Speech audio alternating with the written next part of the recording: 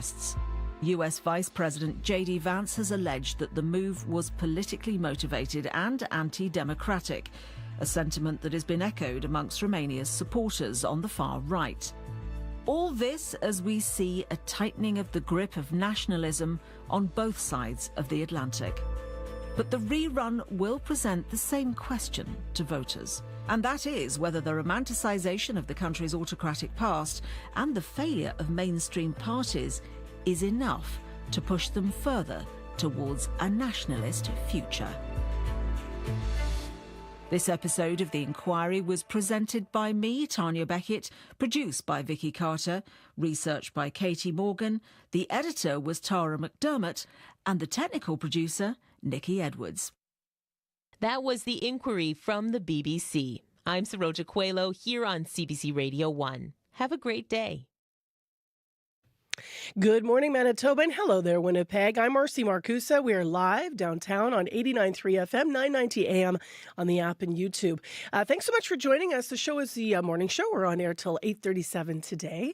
And wherever you're listening from, we're glad you made some time for us on this spring break, second day of April. In Winnipeg today, mainly cloudy. We've got a 60% chance of flurries or maybe even some rain today. Winds will be northeast 20, gusting to 40, and our high is going to be 3 degrees. Around the province, a few flurries. In Brandon, your high is 2. And in Thompson, you're going to get 2 to 4 centimeters of snow that will begin this morning, and your high is -1. As mentioned, we're on air till 8:37. If you need us on the commute, please call us, 788-3093. The person picking up the phone is going to be Chloe Friesen. Chloe is our show director. Good morning, Chloe. And also, obviously, covering the commute on the air. Good morning, Abby Adeyemi, who's behind the controls today. And Abby will be on air with weather for us throughout the program. And Brad Lillies makes his triumphant return to the morning team. Good morning, Brad. Welcome back. Brad is one of our YouTube producers. It's 2 minutes to 6 o'clock. Heather is here also to talk about what's making news today. Good morning to you. Good morning. And what's making news? The threat of tariffs. We expect to learn more today about U.S. President Donald Trump's plans. Manitoba Premier Wab Kinew met with the Liberals' Mark Carney in Winnipeg yesterday to discuss retaliatory measures. And Kinew says some Manitoba businesses may not be hit by Canadian-imposed tariffs. Kinew says aerospace and transportation manufacturers must be able to remain competitive. First Nations leaders in Manitoba hope for a bigger focus on reconciliation in the federal election campaign. They feel their relationship with Canada has taken a back seat to talk of tariffs. We'll hear more in our next local news coming up at 6:30. All right. Thank you, Heather. You're welcome. Well, in the first hour of our program, we will have some analysis of tariffs. We're about to hear that on the national and international news as well. Also, yesterday, if you went to get gas, you might have noticed that the price has dropped. That is the consumer carbon tax effect. It is no more. It is relief at the pumps. We're going to hear more from some Winnipeggers and how they were doing as they were filling up their tanks. We sent Jim Agapito out yesterday. Plus, in the first hour of the show, do your kids know what to do with their money? We're going to talk to the author of a new book that's aimed at teaching teenagers good financial habits. And so much talk right now around the election and the economy. It'll be a good conversation. Stay with us. Today on Q. Hi, I'm Garby Bailey, in for Tom Power. Brian Tyree Henry rose to fame on the hit TV show Atlanta. God must be looking out for me, cuz Oasis. Now, Brian sat with Tom Power to chat about starting out in the theater and how a new project has helped him heal from his own family trauma. Q. This morning at 10:30 in Newfoundland, and on the CBC Listen app, or wherever you get your podcasts. This is World Report. Good morning. I'm Marcia Young. U.S. President Donald Trump is about to unveil his tariff plan, and that has global leaders gearing up for what may come. Trump has hinted there may be a broad tax on all goods entering the U.S. The CBC's Katie Nicholson is in Washington. And Katie, there are lots of unknowns in what Trump is planning. But at this point, what are we expecting? Well, the White House press secretary said this is going to go down as one of the most important days in American history. and it might, but not for the reasons maybe that the Trump administration hopes. There's a lot of nervous markets around the world ahead of this event at 4 in the Rose Garden. That's when President Donald Trump finally unveils the form these tariffs are going to take. Even more so because the White House confirmed yesterday that they will be effective immediately. And that's a bit of a stunning assertion since it's unknown how these tariffs are going to be structured. Are we talking customized tariffs for specific countries or a flat rate on imports? The U.S. imports about $3.2 trillion of goods every year. So think about the logistics of implementing something like that so quickly on so many products. And once this plan is revealed, expect swift reaction from the U.S.'s trading partners who've been working on retaliatory plans in the vacuum of all this uncertainty. That, of course, includes Canada and Mexico. And then there's Europe, also bracing for this big reveal. Here's European Commission President Ursula von der Leyen. Europe has not started this confrontation. We do not necessarily want to retaliate. But if it is necessary, we have a strong plan to retaliate, and we will use it. And there are also fears that these new tariffs could further weaken the U.S.'s alliances with other countries, depending on how big and wide-ranging they are. There were some state-level elections yesterday that seemed to be a barometer on the Trump administration. What can you tell us about those? Yeah, these elections yesterday sort of give us a sense of which way the wind's blowing. 2 districts in deep red Republican Florida went to GOP candidates in the end, but with much narrower margins than expected. But the biggest boost for Democrats came in Wisconsin when Liberal Judge Susan Crawford won her Supreme Court bid. And this is despite the fact that Elon Musk and groups he was working with sank about $20 million into the race in support of her Trump-backed conservative opponent. So Trump and Musk's support not enough to tip this race. All right. Thanks, Katie. You're welcome. The CBC's Katie Nicholson in Washington. Cory Booker has broken the record for the longest speech ever delivered in the U.S. Senate. When our founder said we must mutually pledge to each other, our lives, our fortunes, and our sacred honor. We need that now from all Americans. This is a moral moment. It's not left or right, it's right or wrong. The Democratic senator from New Jersey ended his marathon speech last night. He spoke for 25 hours and 4 minutes. Booker's protest speech was delivered at President Donald Trump and directed at the president. The senator spent much of the time warning about what he called a grave and urgent moment in American history. The previous record speech was in 1957. It was to stop the Civil Rights Act. Booker's speech displaced other Senate business, which included Democrat Tim Kaine's bill to block blanket tariffs on Canada. That vote is now scheduled for today. The U.S. president's trade war is creating a lot of angst on this side of the border. There are signs consumers are losing confidence in Canada's economic prospects, and that is making the fiscal climate worse. The CBC's Liam Britton has more. Vancouver's Robson Street is packed with trendy stores, upscale restaurants, and shoppers watching their wallets. I'm so stressed about the future. Like Golnaz Mojdahi. She says even affording the basics is tough and worries things will get worse. Maybe the America's tariffs, is give us so stress. According to the Conference Board of Canada, consumer confidence in this country is at an all-time low. Yeah, I mean, the headline is not good. Economic forecaster Corey Renner says Canadians are gloomy about their finances and job prospects. They're less likely to make major purchases and see little hope on the horizon. I think it's pretty easy to find the correlating factor between all that, which is the tariff threats that we're seeing from the U.S. He argues tariff unease means less spending. And in British Columbia, that means less on housing. It's really short-circuited what was going to be a much better market in 2025. Economist Brendan Ogbenson with the BC Real Estate Association reports February home sales and prices are down from a year ago. So it certainly is not a great harbinger for the rest of the economy. Golnaz says the economy and tariff threats leave her with little optimism. I cannot even plan for the next year. Trump plans to announce his protectionist trade policy this afternoon. Liam Britton, CBC News, Vancouver. For the second time, Mark Carney has disrupted his campaign and is in Ottawa to deal with Trump's tariff threats. Carney is switching back into Prime Minister mode. This morning, he will meet with the Canada-U.S. Council, and after Trump speaks, Carney will convene his cabinet committee. Rafi Boudjikanian has more. I reject any attempts to weaken Canada. Any attempts. From campaign rhetoric to political reality for Mark Carney. We are going to be very deliberate in terms of the measures we take to fight for Canada, fight against these unjustified measures by the U.S. administration.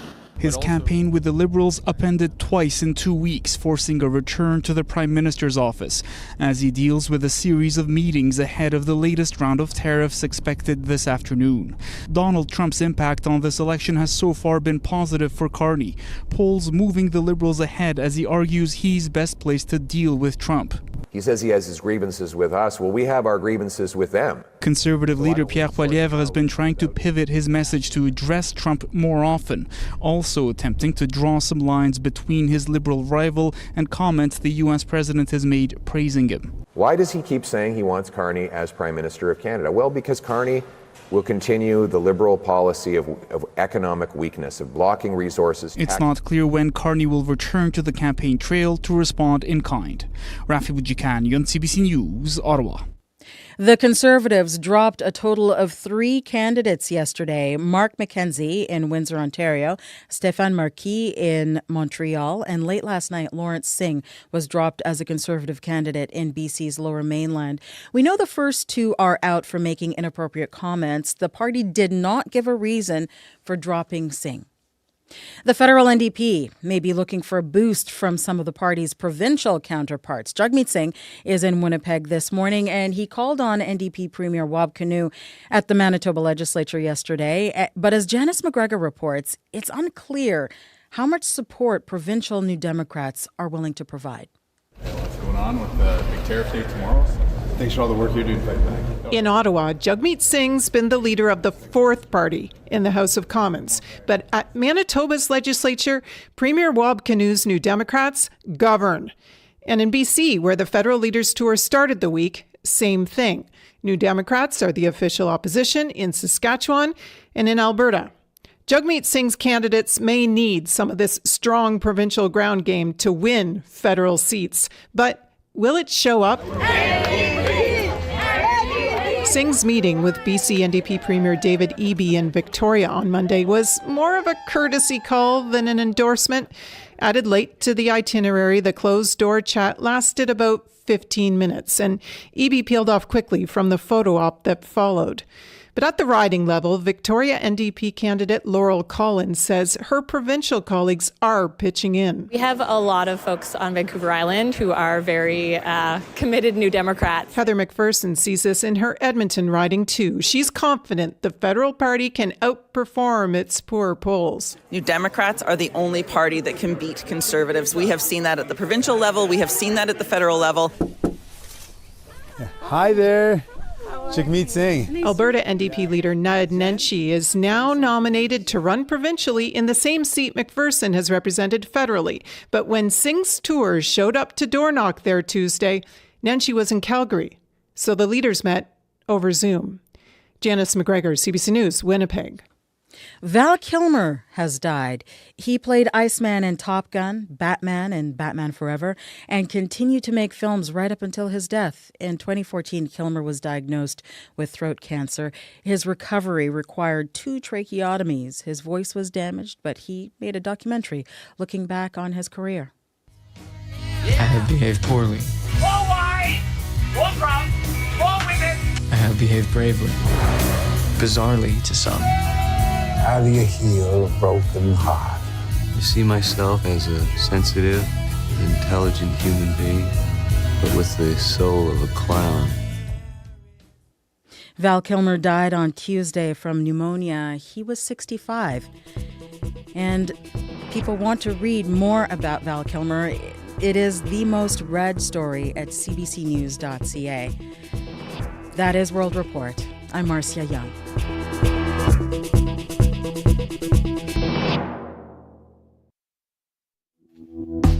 Oh, Val Kilmer, he was one of my faves back in the day. Still love watching a good movie. It is 6:10 a.m. on 89.3 FM, 990 a.m. on the app or YouTube. I'm Marcy Marcusa. This is Information Radio. Thanks so much for joining us. So we're live in downtown Winnipeg in our CBC studio, and we are expecting, we could see a little bit of rain today. Abby's in with the forecast in a moment. This hour on the program, the consumer carbon tax is gone. Did you go fill up yesterday? A lot of people did. We're going to take you to the pumps. We're going to hear what some Winnipeggers had to say about the change in price. Also, do your kids know what to do with their money? We're going to talk to the author of a new book. It's aimed at teaching teenagers good financial habits. So what is the definition of that in 2025? Good financial habits. We'll find out. And then later this hour, how tariffs are being viewed south of the border and whether there will be any opposition from within Trump's own party. So there's already, of course, been analysis on World Report of this. We have a full interview, though, coming up before 7. Right now, let's go to Heather Wells, who's in our news center, and she has today's headlines at 6:11 a.m. Good morning. Good morning. Well, Liberal leader Mark Carney in Winnipeg before hundreds last night was outlining the work his government's done as U.S. President Donald Trump is set to announce new tariffs against Canada. Carney is back in Ottawa this morning to respond to any tariffs that are announced. Today, it's NDP leader Jagmeet Singh in Winnipeg, and Conservative leader Pierre Poilievre will be in Toronto. Manitoba Premier Rob Canoe met with Mark Carney yesterday to discuss retaliatory measures. He says some Manitoba businesses may not be hit by Canadian-imposed tariffs. Canoe says aerospace and transportation manufacturers must be able to remain competitive.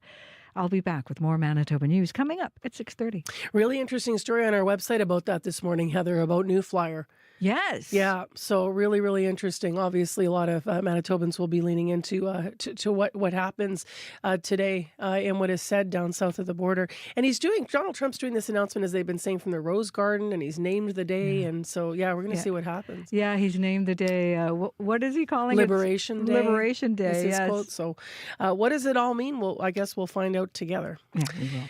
All right. Thanks, Heather. You're welcome. Just while we're talking about, programming and all things election, I do just want to mention that tomorrow we're going to be on location. So Elmwood, Transcona, we are coming to you. We're going to be visiting ridings in the next Live with the Morning show right leading up to Election Day. So we have a number of remote shows planned. Tomorrow, though, we're going to be at 1570 Regent Avenue West. That is the Sal's, big new Salisbury house there. Used to be a little further into Ticona. This one a little bit more across from Kildonan Place, kind of a little bit east of there. So if you want to see us at the Sal's tomorrow, we're going to be on location, and we have invited all of the candidates to join us. We have confirmed 3 of 4. We have yet to hear from the Conservative candidate, but we will have interviews with the candidates, and the whole point is to connect you with those that want to represent you. So if you want to join us tomorrow at Sal's, we'd love to see you in Elmwood, Transcona. If you can't make it, leave a question for candidates on our listener line, 788-3205, and I'll repeat that a few times during the show. Right now, though, let's talk to Mr. Abby Adiyemi about the weather. How are you this morning? Good morning. How you doing? Good. I'm well. You? Well, it's a cloudy one outside for sure.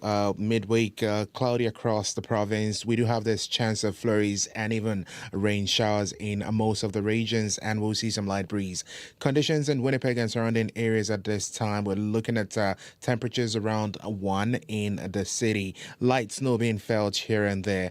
For today, expect this mainly cloudy skies to stay with us. We do have that good chance of, fluffy snow coming down, or maybe some rain will mix with that.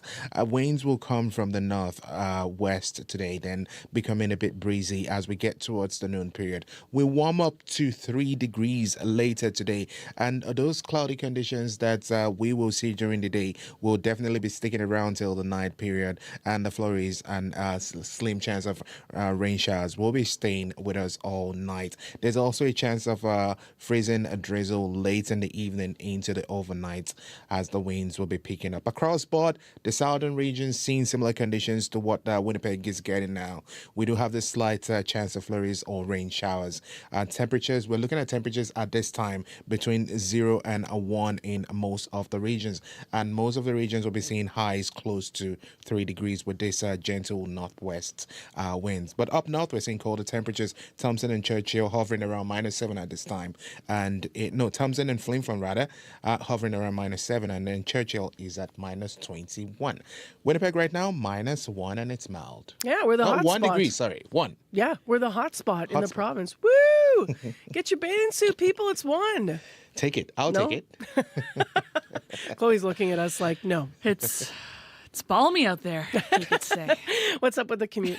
Nothing happening at the moment. It is early, but as you are heading wherever you're heading today, let us know what you're seeing out there on your commute, no matter how you get around. We love hearing from you on the commuter line. You can call us at 204-788-3093.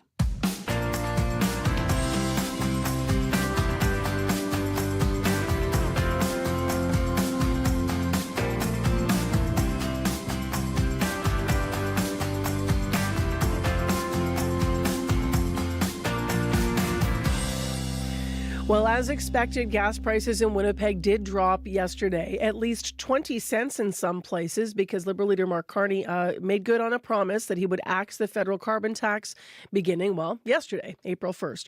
According to GasBuddy.com, prices averaged around $1.34.9 per litre on March 31st.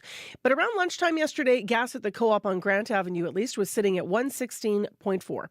So how do consumers in Winnipeg feel about all of this? Well, we sent CBC's Jim Agapito to the co-op to find out. I didn't realize it was that much. I'm happy. Yeah, I've never been in favor of carbon tax. I think we have to do more about climate change, but I don't think carbon tax is the way to do it.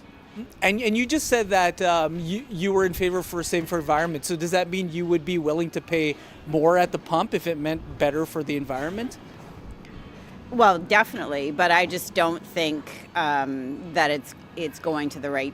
I don't believe that the government is actually, setting that money aside just to make sure that the climate is improved, that companies and people are doing the right thing. So, the fact that gas prices have gone down, will that influence your travel for, say, the summer? It might, but we pretty well travel anyways. Ken Reck. With the gas prices going down today, how do you feel about that? Oh, it's pretty good, considering I'm empty. Well, I like the lower price, but I don't know what it does to the environment. So that's the question. I'd rather pay more if it's going to protect our environment. Will this have an impact on any travel you might do this summer? No. Not at all? No, because this car doesn't take much gas. It's cheap. Chloe Ellerrock. The fact that you saw the gas prices go down of April 1st, how do you feel about that? Really good. I'm a student, so I don't make that much money while going to school, so it's definitely beneficial for me. How does then these prices influence yourself as a student? Well, I definitely get more gas, I guess, right now. And my friends too. Like, we kind of carpool sometimes, so I think, especially when we're in a pickle, and if one of us needs to get to school faster, it's just better. In terms of savings for your wallet, what does that mean for you? I mean, I'll put it probably towards grocery prices and stuff. We'll see how it affects our economy in a few weeks or even months. The fact that the prices went down today, will that influence your travel, say, for the summer? No, not really. I'm just going to stay in the city probably, maybe fly to see my friends and family in Europe, but nothing really changes, I think, so far. Oliver froze. Well, I lucked out that my car was empty, so I basically just was wondering why there's a big line up here, so now I know because I saw the price of it. Pretty surprising, yeah.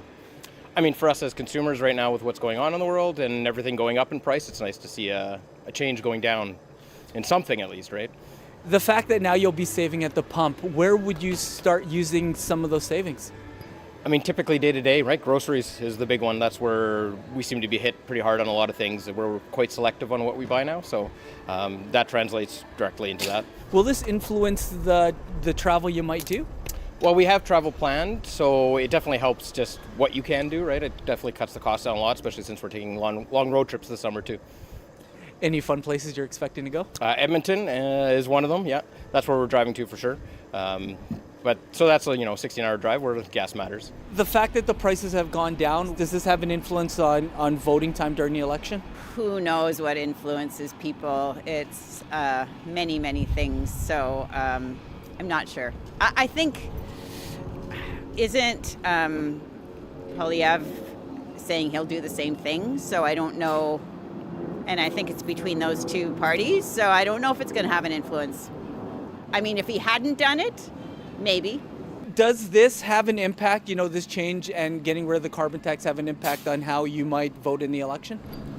No. No, not for this small saving, no. Not really. I'm pretty firm where I stand right now, so yeah. It's not just one issue, right? I think you have to look at all what each platform is for each of the candidates, really, if you really want to make an informed choice. And I think that's what a lot of people are missing, is it's not just one thing, it's many things you have to look at. Definitely this is a bonus for sure, but this isn't the one thing that would make a change for me necessarily, but it definitely, it's a broader thing, like it's a greater than just one thing.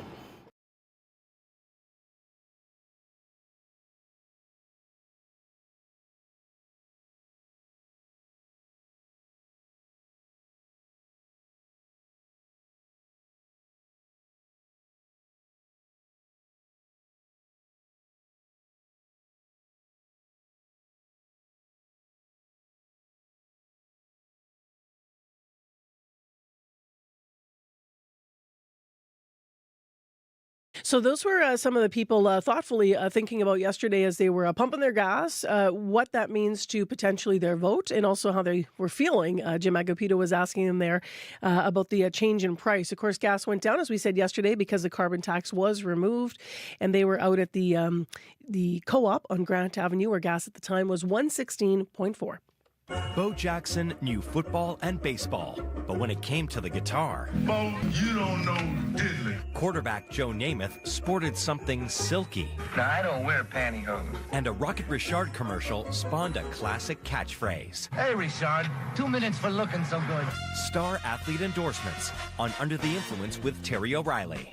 Thursday morning at 11:30, 3:30 p.m. in Newfoundland. And on demand on CBC Listen. It reminds me of my dad. 2 minutes for looking so good, girls. Oh, he'd laugh. It is 6:22 a.m. right now on CBC. Thanks for joining our team here at the show. This is Information Radio on 89.3 FM, 990 a.m. on the app. And we are back on YouTube this morning. Hello. I know we had a couple questions yesterday. We were just doing some renovation, really, to our studio. Very simple. Got a new desk. So that's we're back in action now. You can watch us anywhere. There's an overhead shot if you're on YouTube checking out our new desk here in the studio. It is right now time to turn our attention to finances. It could start with saving, babysitting money instead of spending it on candy, maybe, and lead to bigger questions about budgeting and managing money longer term. What I'm talking about is advice for saving for teens. There's a new book about it. Shannon Lee Simmons is financial planner and author of Making Bank, Money Skills for Real Life. And she joins us now. Good morning. Good morning. So why did you write a book for teens? Yep, this is a great question. It happened sort of organically and accidentally at first. In my day-to-day life, I give financial planning advice. That's what I do when I'm not writing. And a lot of my clients who have teenagers were consistently asking me to help sit down with their teen. Oh, they got their first job, or we're fighting about money, and my teen has all these questions. Will you just sit down with them? And so very shortly after I sat down with a handful of them, I was like, wow, they're up against some new stuff that surprised me, that is really difficult. And so I was like, well, I want to help. And then the idea for the book was born, and I spent 2 years working with them. So new stuff like what? Okay. The big thing is that they are getting financial information at a young age from people that are not their parents or teachers, and they are coming from social media, from financial influencers, for better or worse. Some of them are excellent. Some of them are not. And also they feel like a peer. So they have these ideas. They already know like how they want to make money. They know how they want to spend money, and they know how they want to grow money. And they have these ideas like, when I was a teenager, I would never heard a 14-year-old being like asking about day trading. And now that's quite common. Like they're very aware that there's that kind of thing that goes on, and they want to do it, and they can't wait till they can. So that's interesting, that information that they've got. Mm-hmm. And two, they have social media, which is making their life feel more expensive. I want to buy an $80 primer at Sephora, and the parents are like, pardon me. And it's like this big conflict about this capacity for want is nonstop because they're being marketed to all the time. And then they never touch money, and they never grew up watching money either, so being used physically. And so everything is tap technology. So it feels like points, and it's really hard to make budgeting real when you never see it. At what age do you think that what we're about to talk about, because you're going to give some examples, but at what age do you think that the conversation should start? Well, I mean, the conversation should always be existing there, but really when I think that they have the ability to get it and practice it, what they're learning, I think is as soon as they earn their own money. So this book is geared towards like 11 to 17. And I think, when there's a consistent allowance, they're earning their own money. They have the questions. Grade 6 through to grade 11 is like prime time. What are the examples that you use in the book to sort of connect with teens? Yeah. Well, I mean, I worked with teenagers and tweens over the last 2 years, either meeting with them or interviewing them. And so I just kept hearing the same, pain points, exciting things they spend money on, parent conflicts and anxieties about the future over and over. And so I'd pull them out and I'd be like, oh, that's part of the book. That's part of the book. And so I ended up creating these 4 characters. So the book reads like a novel. Like there's dialogue, there's rising action, there's a black moment, there's resolution. It's exciting to read. And then you're also learning at the same time. But the different characters sort of represent the different ways teens make money, whether it's allowance or one of them is a side hustle person, one of them has a part-time job, one of them just gets handed money. And then they go through all of these things that the teens I was working with went through. So they're along for the ride while they're learning it. And I think that's the big impact, is that I've had lots of teens who have read this now being like, oh my God, I'm such a Mia and my sister is such a Tanya, or like, oh, I'm David. Oh, my brother is an Oliver. Like they really see themselves in those characters, and that's what makes it stick. That's such an interesting approach, especially for this generation, as you said, because part of what's making the stuff stick online is the same kind of thing, right? It's like you follow an influencer. Yeah. So you said, I want to go back to something you said, because I think this is important. You said there's a lot of influencers online that are, teaching teens about money, for better or worse. You said some are good, some are not. What are some of the most dangerous things you see from those influencers that are passing on messages that could be, could lead to poor financial habits for young people? Yeah, I think a lot of the get rich fast stuff. So this generation knows that like life is economically going to be a little bit of it. Like it's not, housing is expensive and post-secondary is expensive and you might not get the job of your dreams right after. Like they're very aware, and it doesn't mean that they're not hopeful. It's just like they're very realistic about what that looks like. So there is this sort of, I need to make money now fast and I need to grow it quickly because the long run is like not really secure. Like I don't really know what that looks like. So influencers who are sort of capitalizing on that and promoting that sort of get rich quick, whether it's some online scheme to make money, whether it's YOLOing and putting all your life savings into a penny stock and then like watching it fall or watching it grow and like trying to do that whole thing on like a thread like Wall Street Bets, like that's where I think the damage is coming, because it desensitizes massive losses. And you're like, well, I'm not that person, so therefore it's okay. I'm not going to get into trouble. But there's the ones that are not really doing real conversations about like how boring risk tolerance and time horizon actually is, like, and who are making it seem like it's this roller coaster when investing is like it doesn't need to be this like thrilling thing where you're basically gambling. And I think that's the piece where I find it damaging, or sponsored content where it's just like pitching products to young people all the time, but just financial products and without any sort of educational piece. Did you notice, it's interesting that you brought up the Sephora example, for the want, not need. There's like trends that just like suck money out of people's pockets. Like, and I'm not going to be like, I'm not saying this to be like, oh, back in my day, but there were things I'm saying this positively. There were things we didn't have to deal with.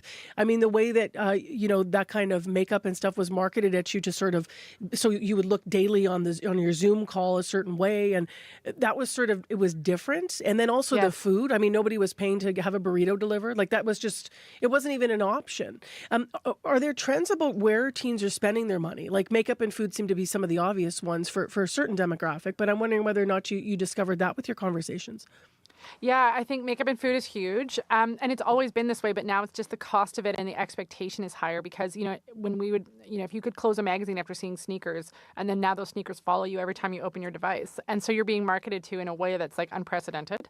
I found sneakers being a huge one, clothes obviously being a huge one as well. And the daily spend, what was really interesting with kids was learning about, they see these bigger purchases that are sort of outside their norm as like things they want to save up for.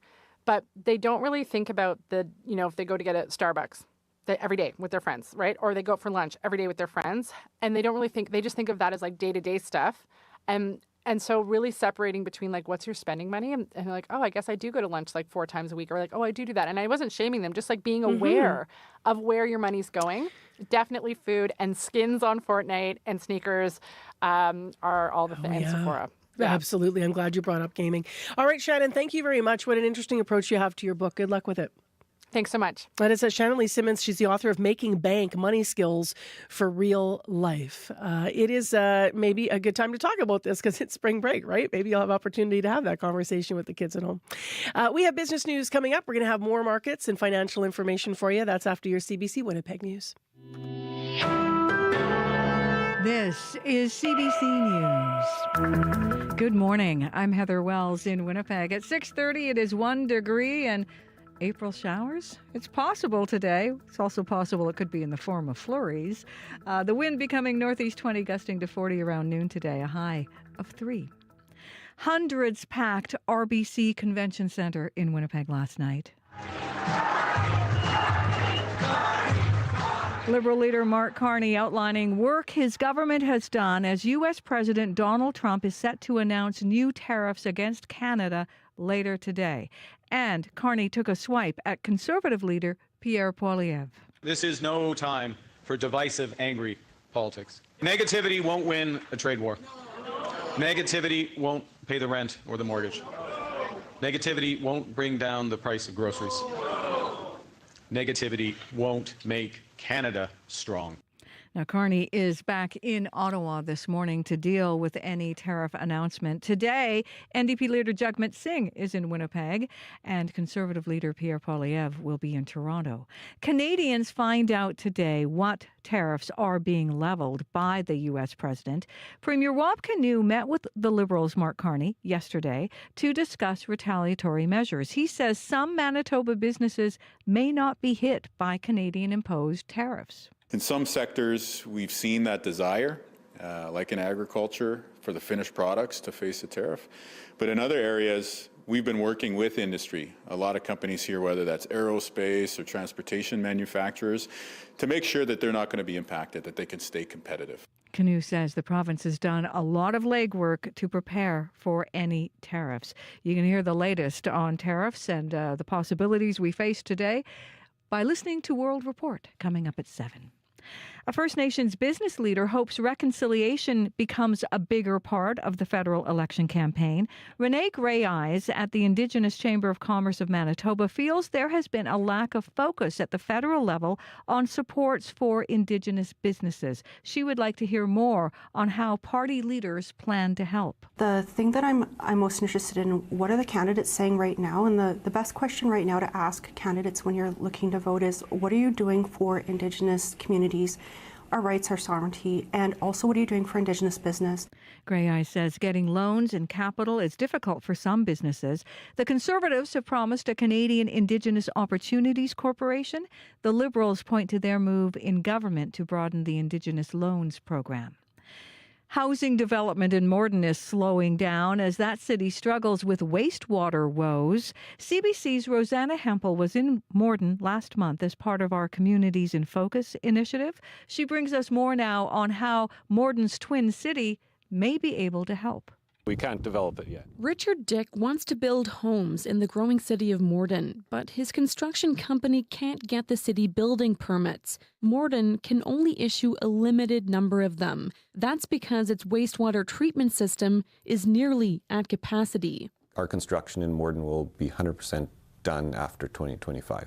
It comes as demand for houses and rentals is high. Morden Mayor Nancy Penner says the city can't expand its wastewater treatment system at the current site. The city already has a design for a new system at a different location. But the problem is they're about $30 million short. That puts us in a little bit of a bind. Penner says the city hopes Ottawa and Manitoba can contribute more funding. Morden's excess sewage could be treated in Winkler starting late next year, but this short-term solution isn't set in stone. In the meantime, she says construction on much-needed homes has slowed down. Rosanna Hempel, CBC News, Morden. Two Alberta lawyers who hired a private investigator to follow a Manitoba judge have lost a bid to avoid discipline in their home province. Jay Cameron and John Carpe were representing churches fighting COVID-19 restrictions in 2021 when they had a judge overseeing the case tailed. They were charged with intimidation and attempting to obstruct justice. In a deal in 2023, their criminal charges were stayed, but they were barred from practicing in Canada for 3 years.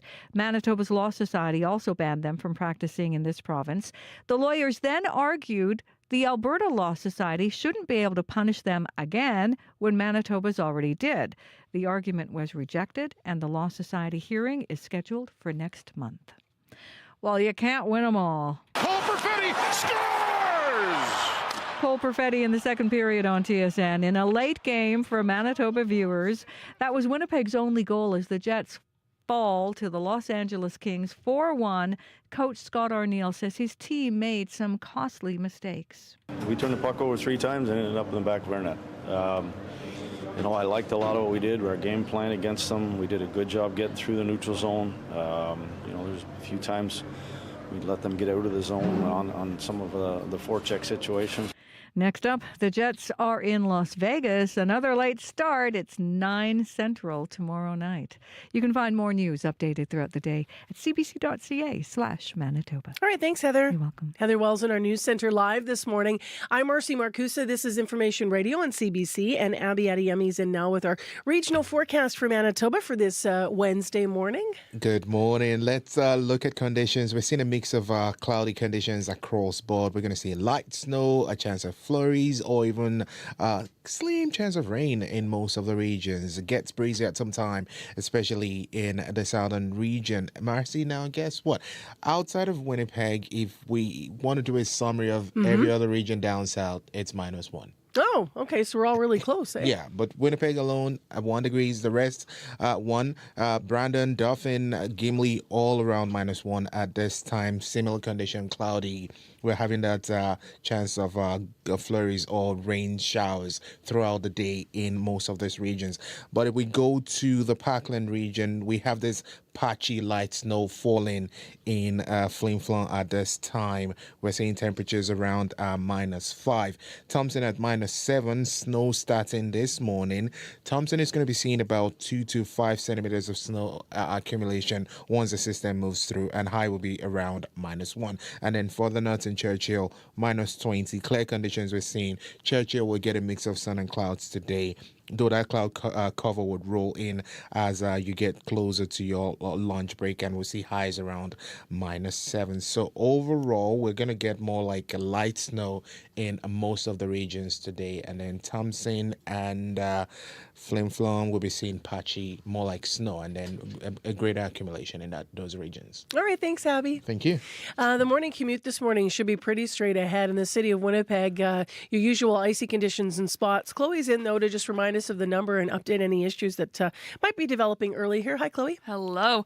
I got a call from John on the commuter line this morning mentioning that the Trans-Canada Highway between Carberry and Brandon describes it as a skating rink. So there are icy conditions out there on the highway. So do watch out, be aware of that, and just drive to those conditions. Thank you, John, for that call again. The Trans-Canada Highway between Carberry and Brandon, icy conditions. And of course, if you spot anything else out there, no matter where you commute in Manitoba or how you get around, you can call us at 204-788-3093. All right, thanks very much, Chloe. Let's go to business news now. Crystalie Ramlakan joins us via Zoom. Good morning to you. Hi, good morning, Marcy. So the world obviously bracing for this the trade war to escalate today. U.S. President Donald Trump is set to go ahead with the tariffs he's been threatening. What do we know so far from your business perspective? Yeah, so we do know that the White House did confirm yesterday that Trump will impose these new tariffs today, but it didn't really provide any details about the size and scope. Now, the levies have businesses, consumers, and investors fretting about an intensifying global trade war. So Trump is calling today Liberation Day, which is set to see dramatic new duties that could upend the global trade system. So the announcement in the White House Rose Garden is scheduled for 3 p.m. today. And what we do know, though, is that the White House press secretary says reciprocal tariffs on countries that impose duties on U.S. goods will take effect immediately after the announcement, and a 25% tariff on auto imports will still take effect tomorrow. That was previously announced. And the president has already imposed tariffs, as we know, on aluminum and steel imports and has increased duties on all goods from China. Now, the Washington Post is reporting that a plan to raise duties on products by about 20% from nearly every country is being considered. But a White House aide says any report ahead of today's event is mere speculation. We will wait until 2 o'clock our time here in Winnipeg to see what this is about. Was it 3 Eastern, you said? No, 3 p.m. your time. Yeah, 4 p.m. time. Eastern. Perfect. Thank you. I saw you looking like, I saw you give me the look like I think your time changes off, which is No, it's okay. not unusual. So 3 o'clock, we will wait to hear. Now, you mentioned businesses, obviously. How are they specifically feeling about tariffs? What's the breakdown? Well, a new report says more than 3/4 of Canadian startups believe tariffs will impact their business. So the survey of more than 175 ventures linked to Ontario tech hubs Mars and Communitech found 38% expect a direct impact as a result of these tariffs, and another 38% anticipate indirect effects. So keeping up with the back and forth on tariffs has been dizzying and sometimes confusing for businesses. And many have decided to take action to protect their companies, whether Trump makes good on threats or not. And the threats are forcing founders to rethink their growth strategies and explore alternative markets. So startups affiliated with these tech hubs could be impacted because, of course, some of their hardware and products cross the border. So 70% of these startups surveyed made money from the U.S. last year, and 41% foresee a direct hit to their revenue this year if tariffs are imposed. And we're going to talk about the Bay next. I know that in downtown Winnipeg, there's big plans to redeveloping the big store there because our Bay downtown has been closed for some time. We just posted a story actually at cbc.ca/Manitoba about how the original price set out by the Southern Chiefs back in 2022 now has shifted. But now, of course, we're going to have more vacancies because we're going to have 2 other Bay stores that'll be vacant. What could happen to the buildings across the country once the Hudson Bay, officially closes here? Well, retail and real estate experts say the closures offer a chance to reimagine the country's most sought-after and high-traffic spaces in malls. So they say we could see apartments, health centers, or even pickleball courts. The stores are fairly large and typically cover about 120,000 square feet apiece. So 74 Hudson's Bay, 2 Saks Fifth Avenue, and 13 Saks off Fifth stores are set to be vacant across the country. And the stores tend to be in busy shopping corridors, making them prime for reinvention that some landlords have been quietly thinking about for years. So because HBC has sold so much of its property and has taken on leases, any reinvention will probably hinge on the outcome of the company's creditor protection case. An Ontario court has given the retailer permission to gather bids from companies wanting to buy or assume its leases, but businesses may have to meet the same terms. But it is possible that landlords could start over with new companies and new terms. And some think we could even see things such as escape rooms or driving or golf simulators in these old stores. Oh, they're big enough, as you said. Yeah, That's got my wheels turning for Winnipeg here. What are you seeing in terms of the numbers this morning, the markets? In Europe, markets are falling. Germany is down, the UK is down, France is down. In Asia, markets are mixed. Japan is up, Shanghai is up, Hong Kong is down. Oil is down 25 cents to $70.94 US per barrel. Gold is up $5.30 to $3,119.60 US per ounce. And the dollar is down 0.03 of a cent to 69.9 cents US. All right, Crystal Ramlakan, we'll talk to you tomorrow. Okay, thanks, Marcy. That's live via Zoom. Our business reporter, Crystal Ramlakan.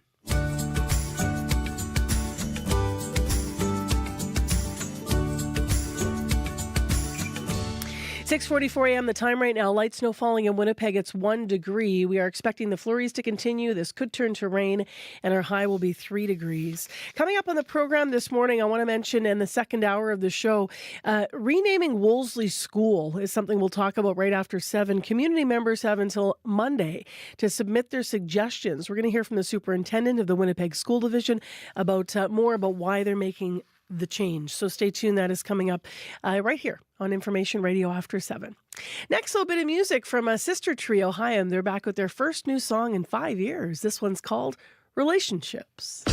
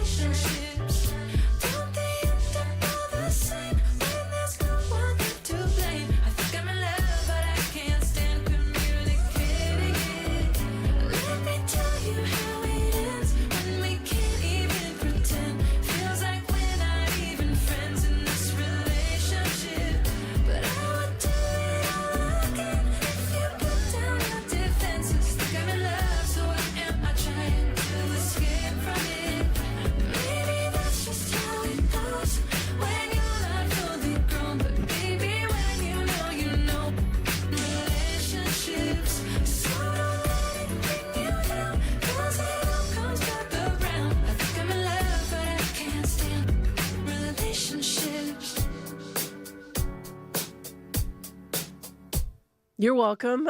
We owe Chloe Friesen for that one. That was her earworm this morning, our studio director. This is a sister trio. If you want to check out their music, they're called Hyam, and that tune is their first new release in 5 years called Relationships.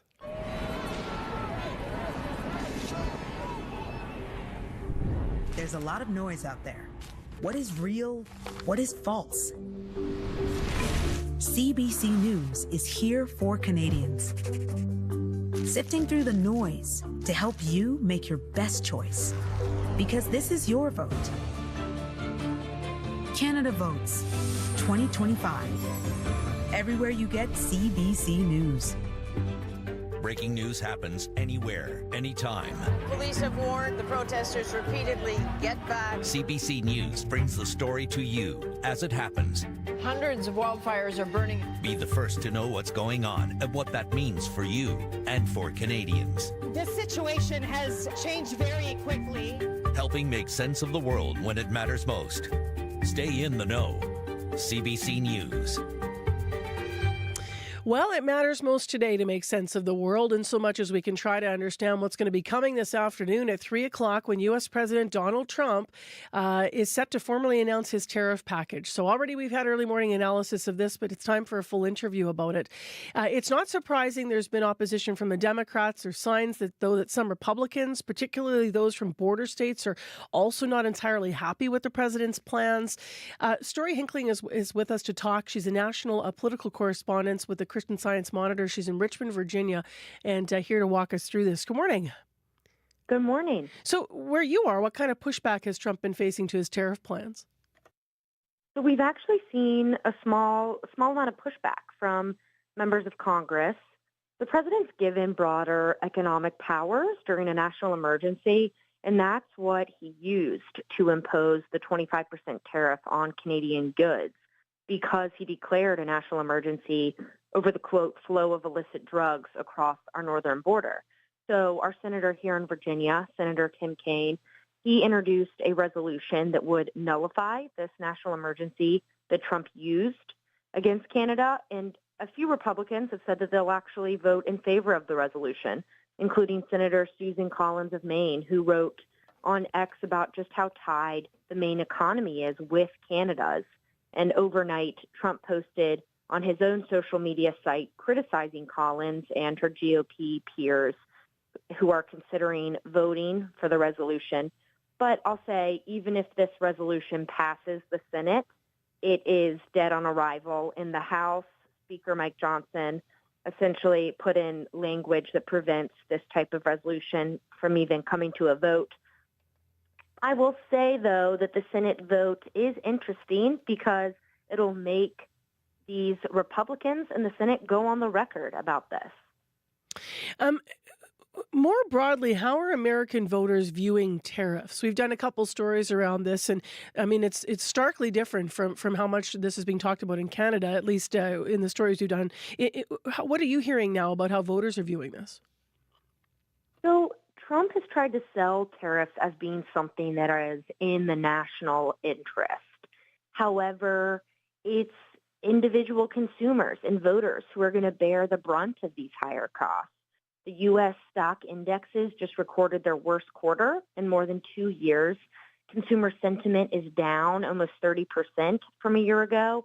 And a recent poll that looked at Trump on a number of issues showed that he had the highest disapproval rating when it came to international trade. And we know that Trump largely won the election in November because Americans were frustrated with the economy. Although economists and the Biden administration were saying that the economy was actually, by all standards, in pretty good shape, Americans didn't feel that. So in the end, it didn't really matter. You know, they were upset about inflation and the higher cost of goods. But we know that inflation and we know that tariffs will raise the cost of goods. So when the effects of these tariffs trickle down into American households, I think will be really interesting to watch. So when I was talking about the differences, I think here in Canada, we're already doing stories about people, delaying speeding up car purchases because they're trying to avoid tariffs that might be coming and, really thinking about this top of mind. You said in the future, people, in the States, people might see the effects of this. Right now, is it on the radar, do you think, for people? Like, are they talking tariffs? Are they understanding the possible impact that you're outlining on Americans? There is talk of it, and the voters that I've talked to, I do think that they're registering it. I think it will be more interesting to see what voters are thinking once they feel the effects more fully. We've had a lot of issues of national interest as of late, and there's a lot going on here politically. So I think always for voters, when they feel the effects, it is going to be the most telling. You talked about the Republicans who were speaking out against Trump policies here. What's at stake for them, do you think? Well, we know that Trump hasn't been shy about encouraging primary opponents when he opposes a politician and someone who has gone against his policies. And now with Elon Musk's involvement in the government, that could mean millions of dollars thrown into a primary race, which could make a real difference. So there is definitely a lot on the line for Republicans who go against Trump's wishes. But again, if their constituents, if enough constituents are angry, if enough farmers in Iowa are feeling it in their bottom line and letting their representatives know, that could be reason enough for them to speak out against this. What are you watching for later today as Trump's going to make these planned announcements on tariffs? It's 3 o'clock our time here in Winnipeg. Right. So, yeah, he's been calling today April 2nd Liberation Day. He's hosting a Make America Wealthy Again event in the White House Rose Garden this afternoon. So I think, like the rest of the world, I'll be watching to see what exactly the tariffs are that he implements. I know that the White House has said that the tariffs will go into effect, whatever they are, the tariffs will go into effect immediately.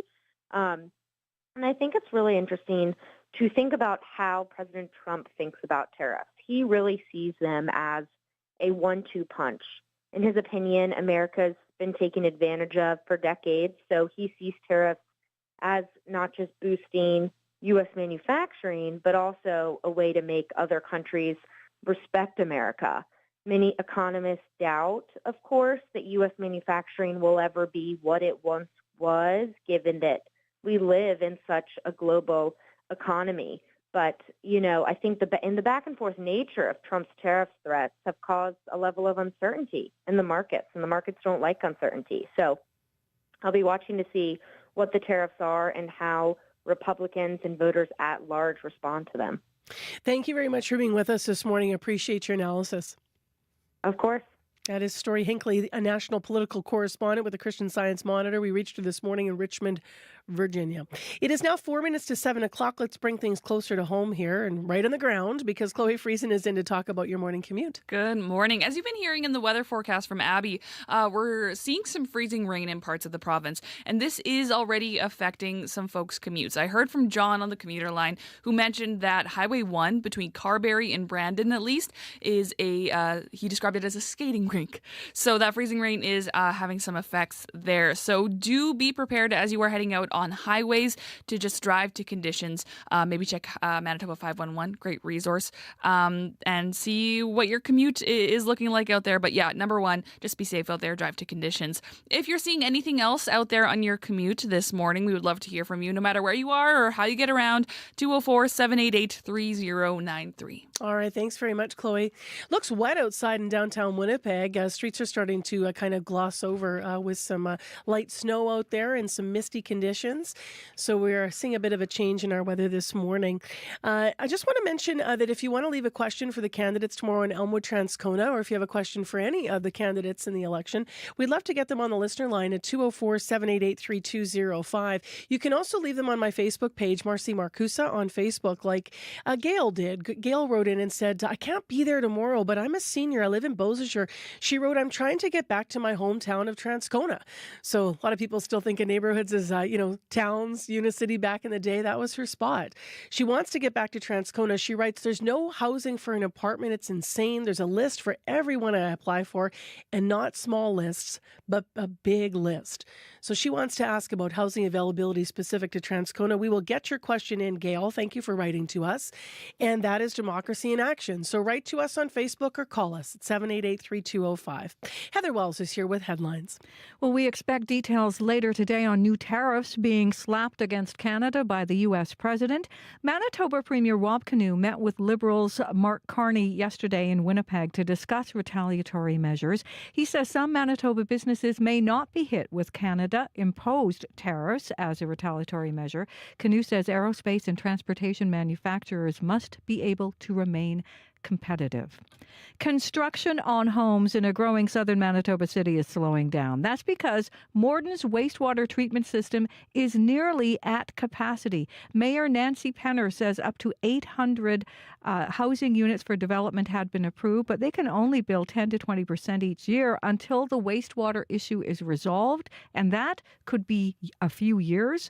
and $30 million away. We'll hear more in our next local news coming up at 7:30. All right, thank you very much, Heather. You're welcome. We have Rosanna Hempel, actually, who worked on that report in studio with us in the next hour of the show. Also in the next hour, the Winnipeg School Division is looking for suggestions for a new name for Wolseley School. But the catch is people's names are not allowed. We're going to find out more and what the changes are that are coming.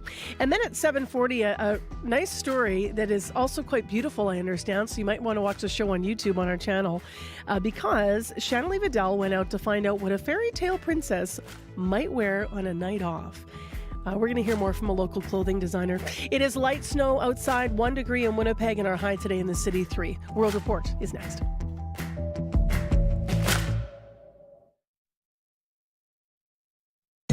Today on The Current. We have Liberation Day, as you know, on April 2nd. The United States has already hit Canada with 25% levies on steel and aluminum. Today, a fresh round of tariffs from President Donald Trump is set to hit Canadian imports. Navigating this new reality, coming up on The Current. The Current with Matt Galloway. This morning at 8:37, 9:07 in Newfoundland, and on the CBC Listen app.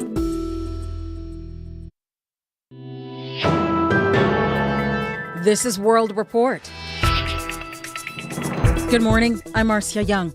I think we are over the shock of this betrayal. But we should never, ever forget the lessons.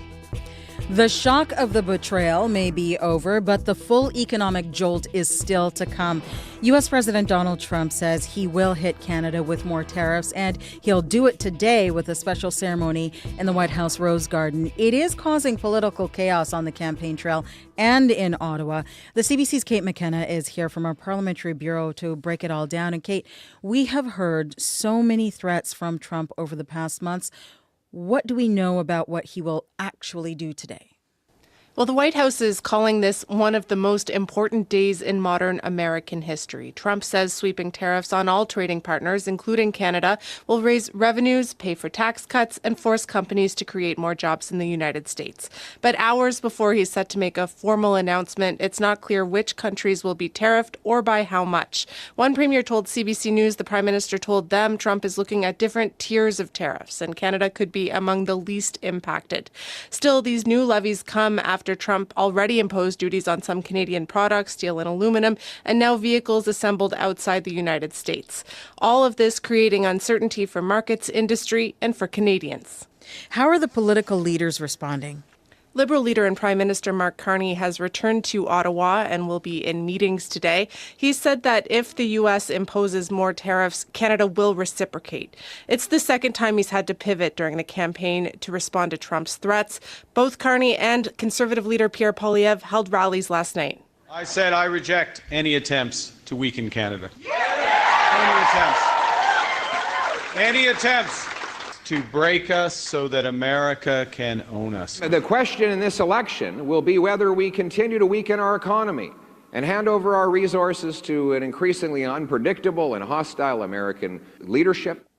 Poilievre starts his day in Toronto. He's faced criticism from within his own party for not adjusting his campaign when Trump announced tariffs on the auto sector. But last night he spoke at length about his vision to make Canada more resilient in the face of tariff threats. Jagmeet Singh is in Winnipeg. He'll be with workers this afternoon, possibly a hint to his focus today. Thanks, Kate. You're welcome. The CBC's Kate McKenna in Ottawa. Cory Booker has broken the record for the longest speech ever delivered in the U.S. Senate.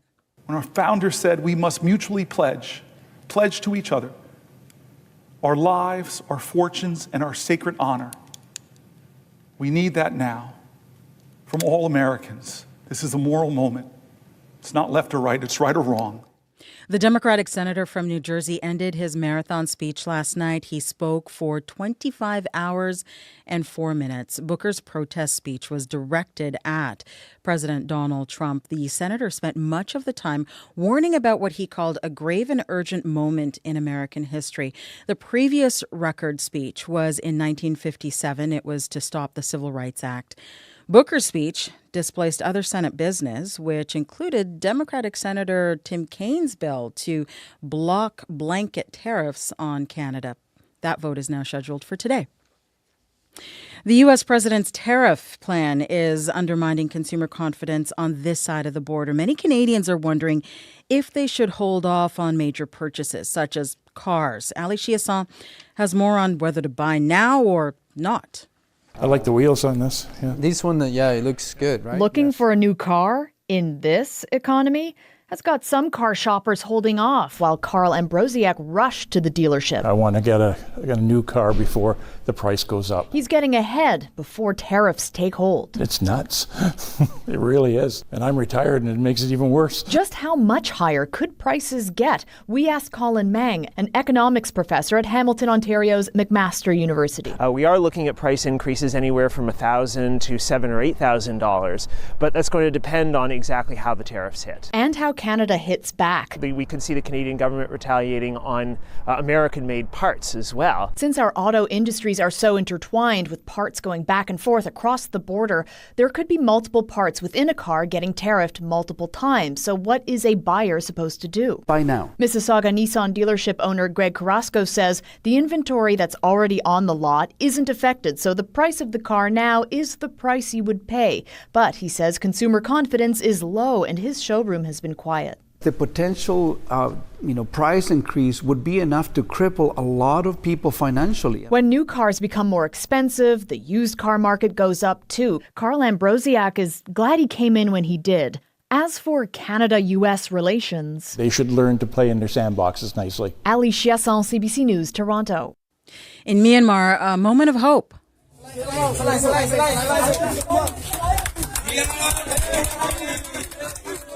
The fire department says its crews have pulled a survivor out of the rubble of a hotel in the capital. The 26-year-old man was found alive 5 days after the quake destroyed buildings. But his story is rare. More than 2,800 people are confirmed dead, and entire cities have been decimated. Water, food, and medicine are in short supply, and officials are now waiting for a monsoon in May. Israel says it's going to expand its military operation in Gaza to put more pressure on Hamas. The defense minister says large areas of territory will be seized. Israel Katz also says this will require large-scale evacuation of Palestinians. Anna Cunningham is following developments. This is a major expansion of Israeli military operations inside Gaza. Israel hasn't specified how much land it plans to seize, but it's ordering large-scale evacuations. In the southern city of Rafah and close to Khan Yunis, Palestinians already displaced told to leave. It's hard, says Naja Daher, carrying bags and her 9-month-old baby. We are fleeing on foot, she says. The Israeli military, she says, gave them 2 hours warning. Shame, shouts another Rafah resident. Israel's defense minister, Israel Katz, says the military will crush and clean the area of terrorists and terrorist infrastructure. Overnight, airstrikes in Khan Yunis reportedly killed at least 15 people, including children. At Nasser Hospital, the injured wait to be treated. There is growing concern about the humanitarian situation across Gaza. UN officials say bakeries have been forced to close due to a lack of flour. Israel has not allowed aid in since early March. Israeli Prime Minister Benjamin Netanyahu has repeated his calls for Hamas to disarm, saying military pressure is the best way to get back the remaining 59 Israeli hostages. Anna Cunningham, CBC News, London. Benjamin Netanyahu is beginning a 5-day visit to Hungary. The Israeli prime minister still faces an arrest warrant from the International Criminal Court. The ICC alleges Netanyahu has committed war crimes in Gaza. Hungary and all European states are members of the ICC, but President Viktor Orban says he will not enforce the arrest warrant.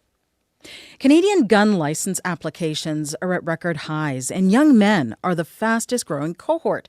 There are nearly 2.4 million registered gun owners in Canada, and this election period, many of them are looking for a leader who will relax the rules around semi-automatic weapons and handguns. Yvette Brand reports.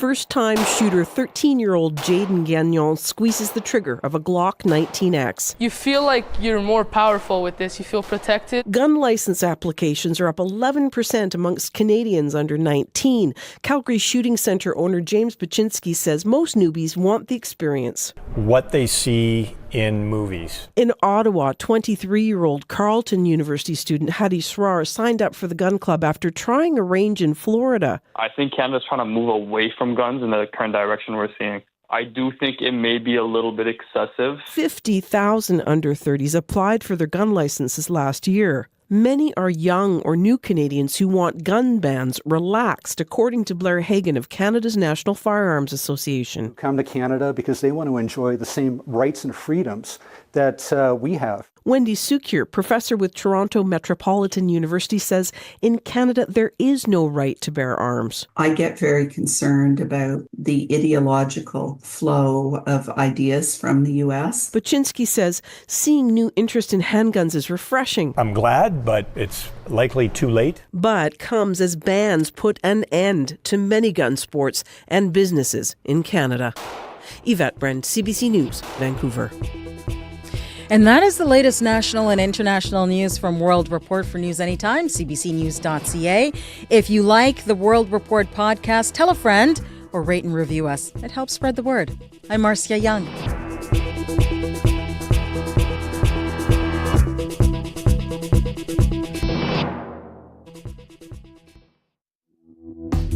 Good morning, Manitoba, and welcome to April 2nd. It is Wednesday morning. We're live in downtown Winnipeg on 89.3 FM, 990 AM, on the app and YouTube. Thanks so much for joining us on CBC. This hour, the Winnipeg School Division is seeking suggestions for the new name of Wolseley School. But there's a catch. The names of people are not allowed. More on why the school is being renamed and the move away from commemorating historical figures. In addition, this hour on the show, the community of Morden is growing fast, but the city's not able to keep up with demand for more development. CBC's Rosanna Hempel will join us in studio to tell us more about why that is. I know when we were there for Communities in Focus, it was interesting. They had, in some cases, lots that were ready to go, but they were on hold. And we'll find out why. Stay tuned.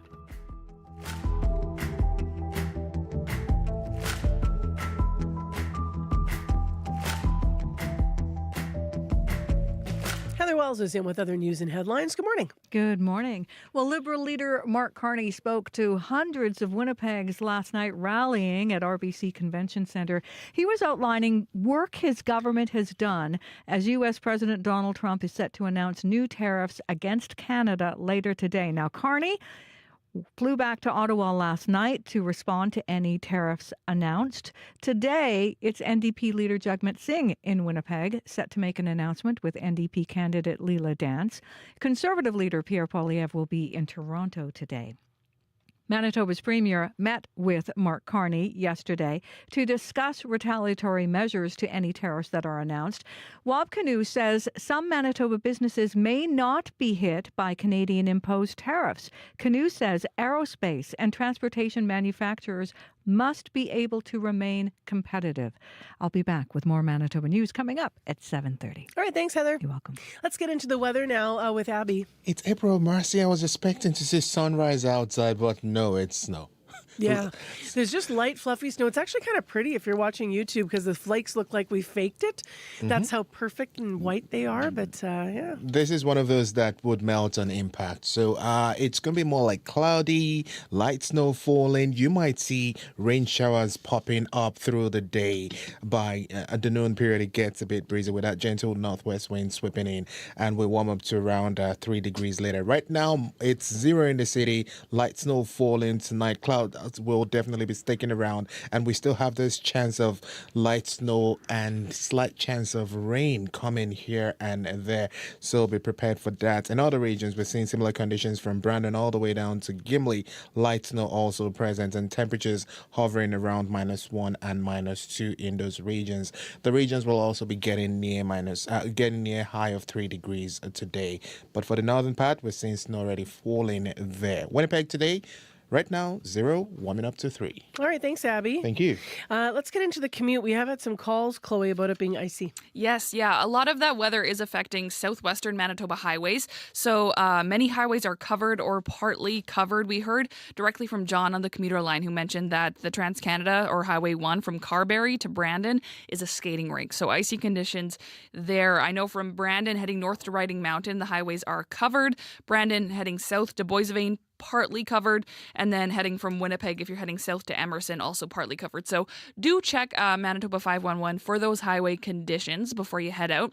And if you are on a highway and you want to let me know what the conditions are like, I would love to hear from you. Or, of course, if you are in the city of Winnipeg or any other city or town or municipality here in Manitoba, let us know what you're seeing on your commute. The number to call is 204-788-3093.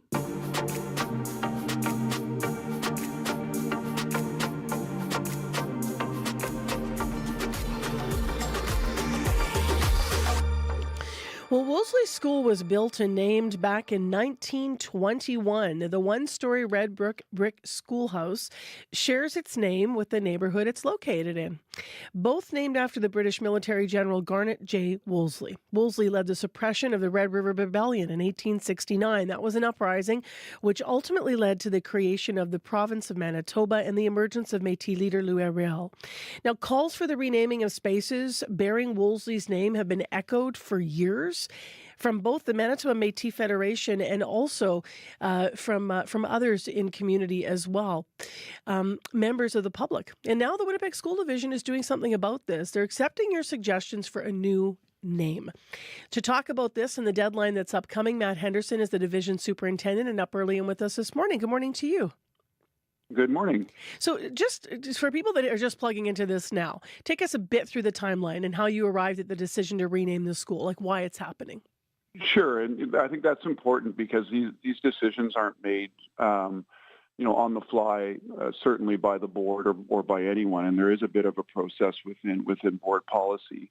A couple of years ago, the Wolseley Residents Association floated the idea, and that's really where it needs to come. It needs to come from community to be able to say, hey, we're not really comfortable for the name of a particular school for these reasons. Let's engage in a conversation. So that's what happened. There was lots of consultation over the last few years, and then we have a bit of a process whereby certainly there has to be consultation, and then there are letters have to be sent to not only families, but to the whole community. We have to survey, do people actually want to do this? And now we're kind of at a critical point where we're asking for suggestions. The Board of Trustees is asking for suggestions for names, at which point those will be shortlisted to 2, and then those will be presented to the Board of Trustees for a decision. So obviously the feedback was that the community wanted this name to change, and the main reason for that was it what I was obviously citing, the complicated history here? Yeah, and that's a good way of putting it. It is complex. So Dr. Gerald Friesen, historian who lives in Wolseley, presented to the committee and really provided some interesting insight about who was Wolseley, and why was how did his name become synonymous not only with the avenue, but then the school, which is actually on Clifton Street, and then the neighborhood later in the 50s when it became sort of a constituency. And his take is that perhaps Wolseley is not responsible necessarily for some of the horrific things that happened after he left due to the Canadian militia. But regardless, it is complex. And so one of the beautiful things at Wolseley, Brian Rogowski, the principal, led his students through some historical thinking where they had to make reasoned ethical judgments and learn about the significance of Wolseley and other folks in at that time and in the neighborhood. And so I think that's something that we actively want to pursue. The history teacher in me loves that, where we want people to think deeply about names and not take them for granted.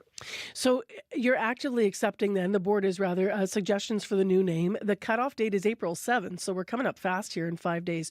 What are the guidelines? Well, the board a number of years ago created guidelines for renaming schools. You'll remember that the previous board had renamed Cecil Rose, which is now Kuwait Prairie. But the guidelines suggest that it must represent the neighborhood and community, so that's pretty wide open. It should connect to student learning, which I love, and names of individuals are not permitted. And so I think lots of school districts and systems are moving away from naming schools after people for obvious reasons. Mm-hmm. So that's obvious, but what does it mean to connect to student learning? Well, I think just like we talked about, where can you involve children in the naming of the school? What does that mean? Is it in is the school in a different language other than sort of some of the more dominant languages? Does it represent the ecosystem? Does it represent a movement? I know some schools in North America that are called Justice or that they're called Hope, and certainly we see that there's a move to schools that are named in Anishinaabe, and so I think that's what we mean by part of student learning, where students have that agency, where they're part of the process, but then they can continually keep coming back to it to remind them of what does it mean to live in this space in a good way. What do you think of when you think the first criteria, it should represent the neighborhood and the community? What comes to mind for you when you think about Wolseley? Well, I live in Wolseley, so that I think about that often. I mean, one of the things that I think about, and I really, as a history teacher, I lean on Lindsay Gibson is sort of the guru on the 6 historical thinking concepts in Canada. But we really want to think a little bit about, who has lived here, who has lived here for a long time. What is the significance of this neighborhood? What is the significance of the school? What does it mean to actually commemorate something or a word or a notion or an idea? And so that, in Wolseley's a pretty unique neighborhood. And I think there's all sorts of opportunities to name a school after the spirit that this neighborhood carries. Once the suggestions come in, then what happens next? There is a renaming committee of community folks, school folks, and they'll shortlist that to 3. We've had over 155 submissions so far, which is exciting. And I haven't seen them yet, but I look forward to seeing some of them. So they'll take it down to 3, and then they'll provide the trustees with two names for the trustees to contemplate. And when do you think you're going to be back on the airwaves telling us the new name? Well, I got 4 board meetings left. That's how I think about my life in some perverse ways. Is that I have four board meetings left, and so hopefully we'll be able to get that done. But we don't want to rush the process. If we have to kick it into next year, we can do that too. But my initial thoughts is sort of spring. But if the stars don't align, we can push that to fall. Okay, so could be soon. All right, thank you very much for your time this morning. Thank you. That's Matt Henderson, Superintendent of the Winnipeg School Division. The community has until April 7th. If you are listening and you want to submit a suggestion for a new name for Wolseley School.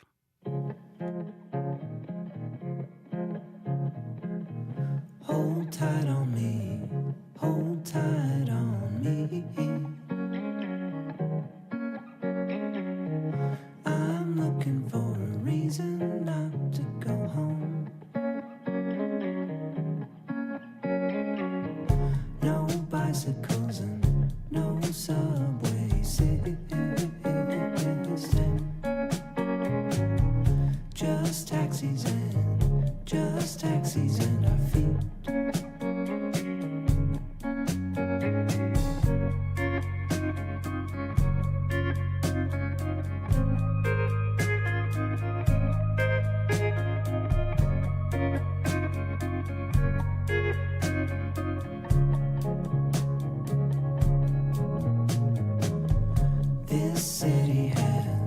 This city's lost its mind.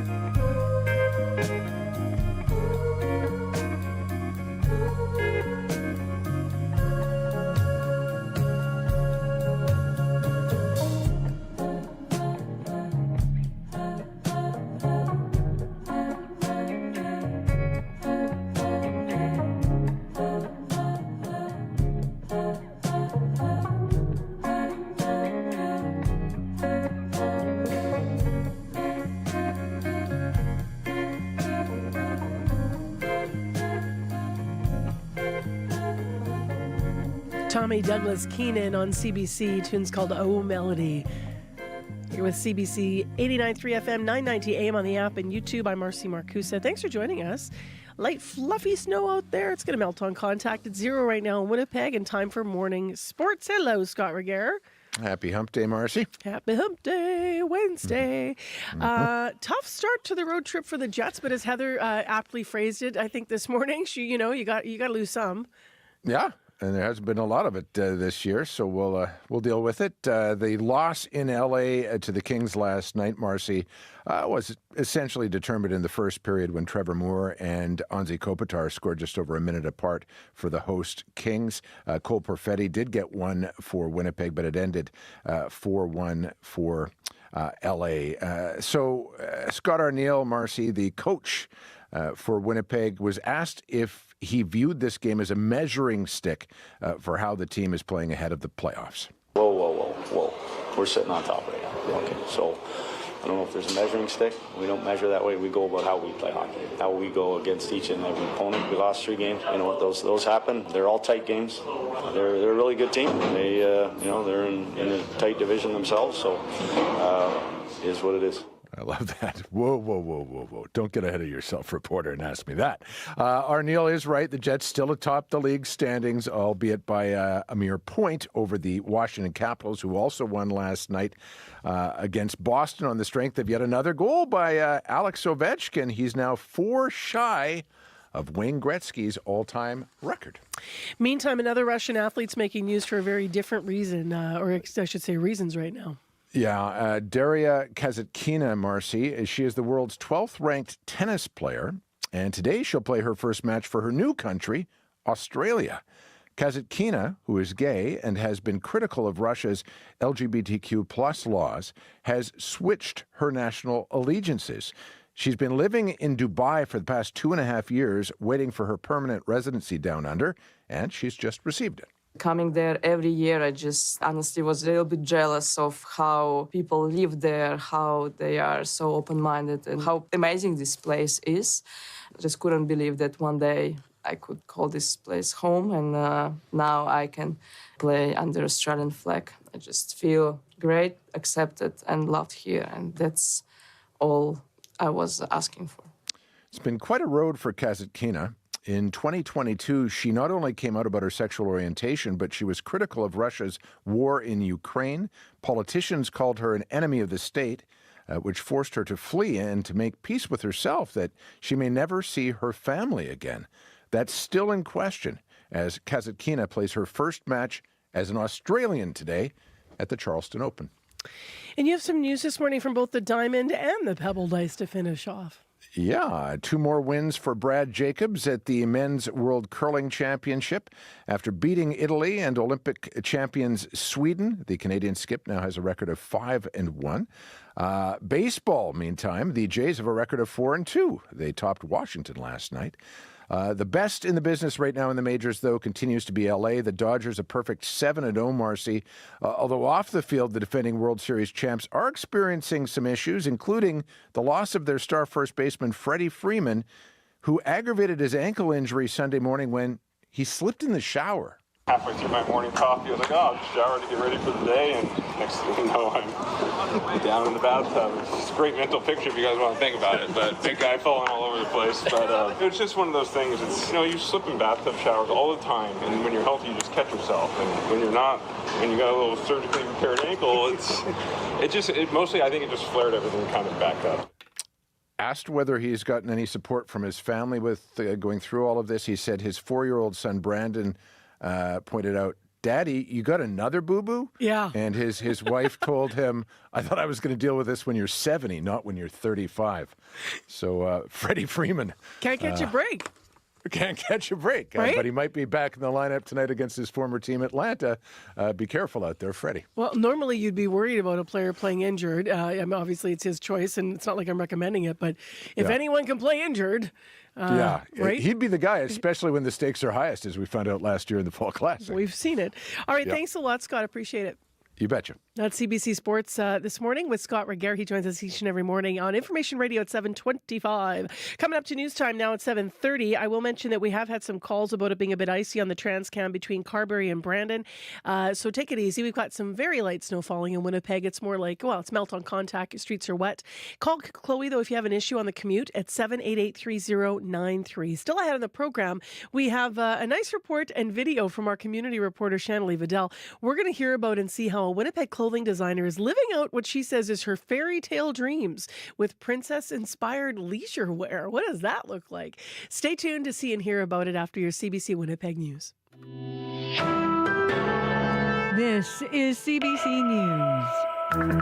Good morning. I'm Heather Wells in Winnipeg. At 7:30, it is 0 in Winnipeg. And yes, we do have April showers, April sleet, freezing rain, and in some cases, flurries. We're headed to a high today of 3. Liberal leader Mark Carney says Canada has to look out for itself. Hundreds at last night's campaign rally at RBC Convention Centre. Carney urges Canadians to rely on each other as U.S. President Donald Trump is set to announce more tariffs later today. We need a united front of workers, of labor, of business, of governments, all levels of government, helping each other to weather the storm. Now, Carney is back in Ottawa this morning. Today, it's NDP leader Jagmeet Singh in Winnipeg. Conservative leader Pierre Poilievre will be in Toronto. Manitoba Premier Rob Canoe met with Carney in Winnipeg yesterday to discuss retaliatory measures. He says some Manitoba businesses may not be hit by Canadian-imposed tariffs. Canoe says aerospace and transportation manufacturers must be able to remain competitive. Nobody has a line of sight into the inside of Donald Trump's mind at any time. What I would say is that all the legwork is done so that we'll be able to respond relatively quickly once the announcement is made and make sure that our businesses stay competitive in Manitoba, that your jobs are protected, but also that we're sticking up for ourselves and fighting back. Canoe says things like finished agricultural products are likely to face retaliatory tariffs. First Nations leaders in Manitoba hope for a bigger focus on reconciliation in the federal election. They feel their relationship with Canada has taken a back seat to tariff talks. Chief Gordon Bluesky at Broken Head Ojibwe Nation says some Indigenous people may oppose voting because of Canada's colonial roots. But Bluesky says their views are important. It becomes more and more valuable to us when we start to realize that not only the roots of it, but also that our votes really do matter. Bluesky says it is an important way to get results reflecting the values of Indigenous people. Construction on homes in a growing southern Manitoba city is slowing. That's because Morden's wastewater treatment system is nearly at capacity. Mayor Nancy Penner says up to 800 housing units for development had been approved, but we've told the developers you can only sort of build 10-20% each year going out. So we're just waiting until wastewater is resolved. Penner says that could be a few years out. She says her city needs to close a $30 million funding gap on a brand new wastewater treatment system. In the meantime, she is optimistic Morden's excess sewage can be treated in Winkler starting late next year. That short-term solution isn't yet set in stone. You can hear more on this story coming up in the next half hour right here on Information Radio. 2 Alberta lawyers who hired a private investigator to follow a Manitoba judge have lost a bid to avoid discipline in their home province. Jay Cameron and John Carpe were representing churches fighting COVID-19 restrictions in 2021 when they had a judge overseeing the case tailed. They were charged with intimidation and attempting to obstruct justice. In a deal in 2023, their criminal charges were stayed, but they were barred from practicing in Canada for 3 years. Manitoba's Law Society also banned them from practicing in this province. Their lawyers then argued the Alberta Law Society shouldn't be able to punish them again when Manitoba's already did. That argument was rejected, and the Law Society hearing is scheduled now for next month. A judge backed by the Democratic Party won a seat last night in the Wisconsin Supreme Court after a statewide vote, beating the candidate endorsed by U.S. President Donald Trump and Elon Musk. Musk reportedly spent $20 million trying to get a Republican-backed judge elected, but in the end, Susan Crawford won. As a little girl growing up in Chippewa Falls, I never could have imagined that I'd be taking on the richest man in the world. Musk even flew to Wisconsin and gave 2 checks of $1 million each to a pair of voters who pledged to vote for the Republican choice. You can hear the latest national and international news coming up on World Report at 8. And if you stayed up late last night, you would have seen this. Cole Perfetti scores! Cole Perfetti in the second period on TSN in Los Angeles. But the Jets fall 4-1. Head coach Scott O'Neill says his team made costly turnovers. Asked if losing 3 games against the Kings this season was a measuring stick of how the Jets are playing. Whoa. We're sitting on top right now. Okay, so I don't know if there's a measuring stick. We don't measure that way. We go about how we play hockey, how we go against each and every opponent. We lost 3 games. Just at the end of the day, you know, those happen. They're all tight games. Next up, the Jets are in Las Vegas. Another late start, 9 o'clock Central Time tomorrow night. You can find more Manitoba news at cbc.ca/Manitoba. All right, thanks, Heather. You're welcome. Heather Wells in our news center live, like she is each and every morning here on Information Radio. Abby Adiemi is now in next with our regional forecast. Light snow, flurries, rain showers, most in a lot of regions out there. Breezy conditions at some points, especially here in the south. Looking at conditions in the Red River Valley region, we're seeing temperatures around 0 at this time. Light snow falling outside. This would be the condition for most of the day. We might get to see some kind of rain somewhere in between, just light. High will be around 3 degrees later. Similar conditions we're seeing in the Pembina Valley region from Morden, Winkler, Alton, Morris, all the way down to the U.S. border, where we'll see temperatures get to 3 degrees. West in Brandon, -1 at this time. Light snow also falling there. That should taper off around the noon period, leaving behind more like light rain falling here and there. High will be around high will be around 2 degrees for folks in Brandon today. In the Parkland region, Dauphin surrounding areas, seeing temperatures around -1 at this time. Also, light snow falling. That should end around the noon period, giving way to a mix of sun and clouds. High around 3 degrees. Gimli sitting at -2 at this time. Today expects cloudy conditions. We do have a good chance of flurries or light rain showers. It gets windy at some points. You warm up to 3 degrees. Up north in the powerful influence surrounding areas, we're seeing temperatures around -5 with patchy light snow falling. Expect cloudy skies to follow that. You warm up to 2 degrees, and then tonight you see some clear conditions. In Thompson and the surrounding regions, we got cloudy conditions at this time. Though snow will return, expect about 2 to 4 centimeters accumulation. Once that system comes in, you warm up to -1. And then further north in Churchill and surrounding regions, we're seeing temperatures around -20 at this point. Though we have sunny conditions in that part of the province, we should see a mix of sun and clouds later in the day, and then we'll see temperatures around -7. Though the wind chills to makes it feel cold this morning. So right now, Winnipeg, it's 0 in the city. All right, thanks, Abby. Thank you.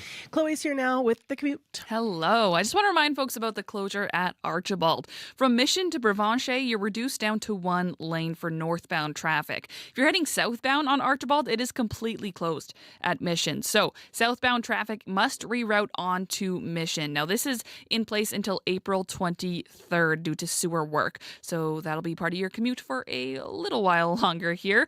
Julie called to mention a lane closure on southbound Donald, just at St. Mary's. You're down to 1 lane on southbound Donald, so keep right to get by. Thank you, Julie, for the call. And a reminder about some highways. John called to mention that Highway 1 from Carberry to Brandon, he described it as a skating rink. So icy conditions with that freezing rain that's happening here in the province. As well, if you're heading out on especially the southwestern Manitoba highways, do check Manitoba 511. A lot of them are covered or partly covered. So check that out before you head out and drive to those conditions. If you are on one of those highways, or if you are anywhere in the province and you want to let us know what you're seeing on your your commute. You can call us at 204-788-3093. All right, thanks, Chloe. It is now 21 minutes to 8 o'clock, and next on the program, we all have comfy clothes that we like to wear at home. Even a princess needs something to lounge around in the house with, right? Well, here is now our CBC Manitoba community reporter to not only make sense of that comment I just made about a princess, but also to tell us about locally made leisure wear that is inspired by popular fairy tales. Slipping into something comfy, but still feeling like royalty. I'm Shanley Vidal, and I'm here at the home of a Winnipegger who's created a clothing line fit for an everyday princess.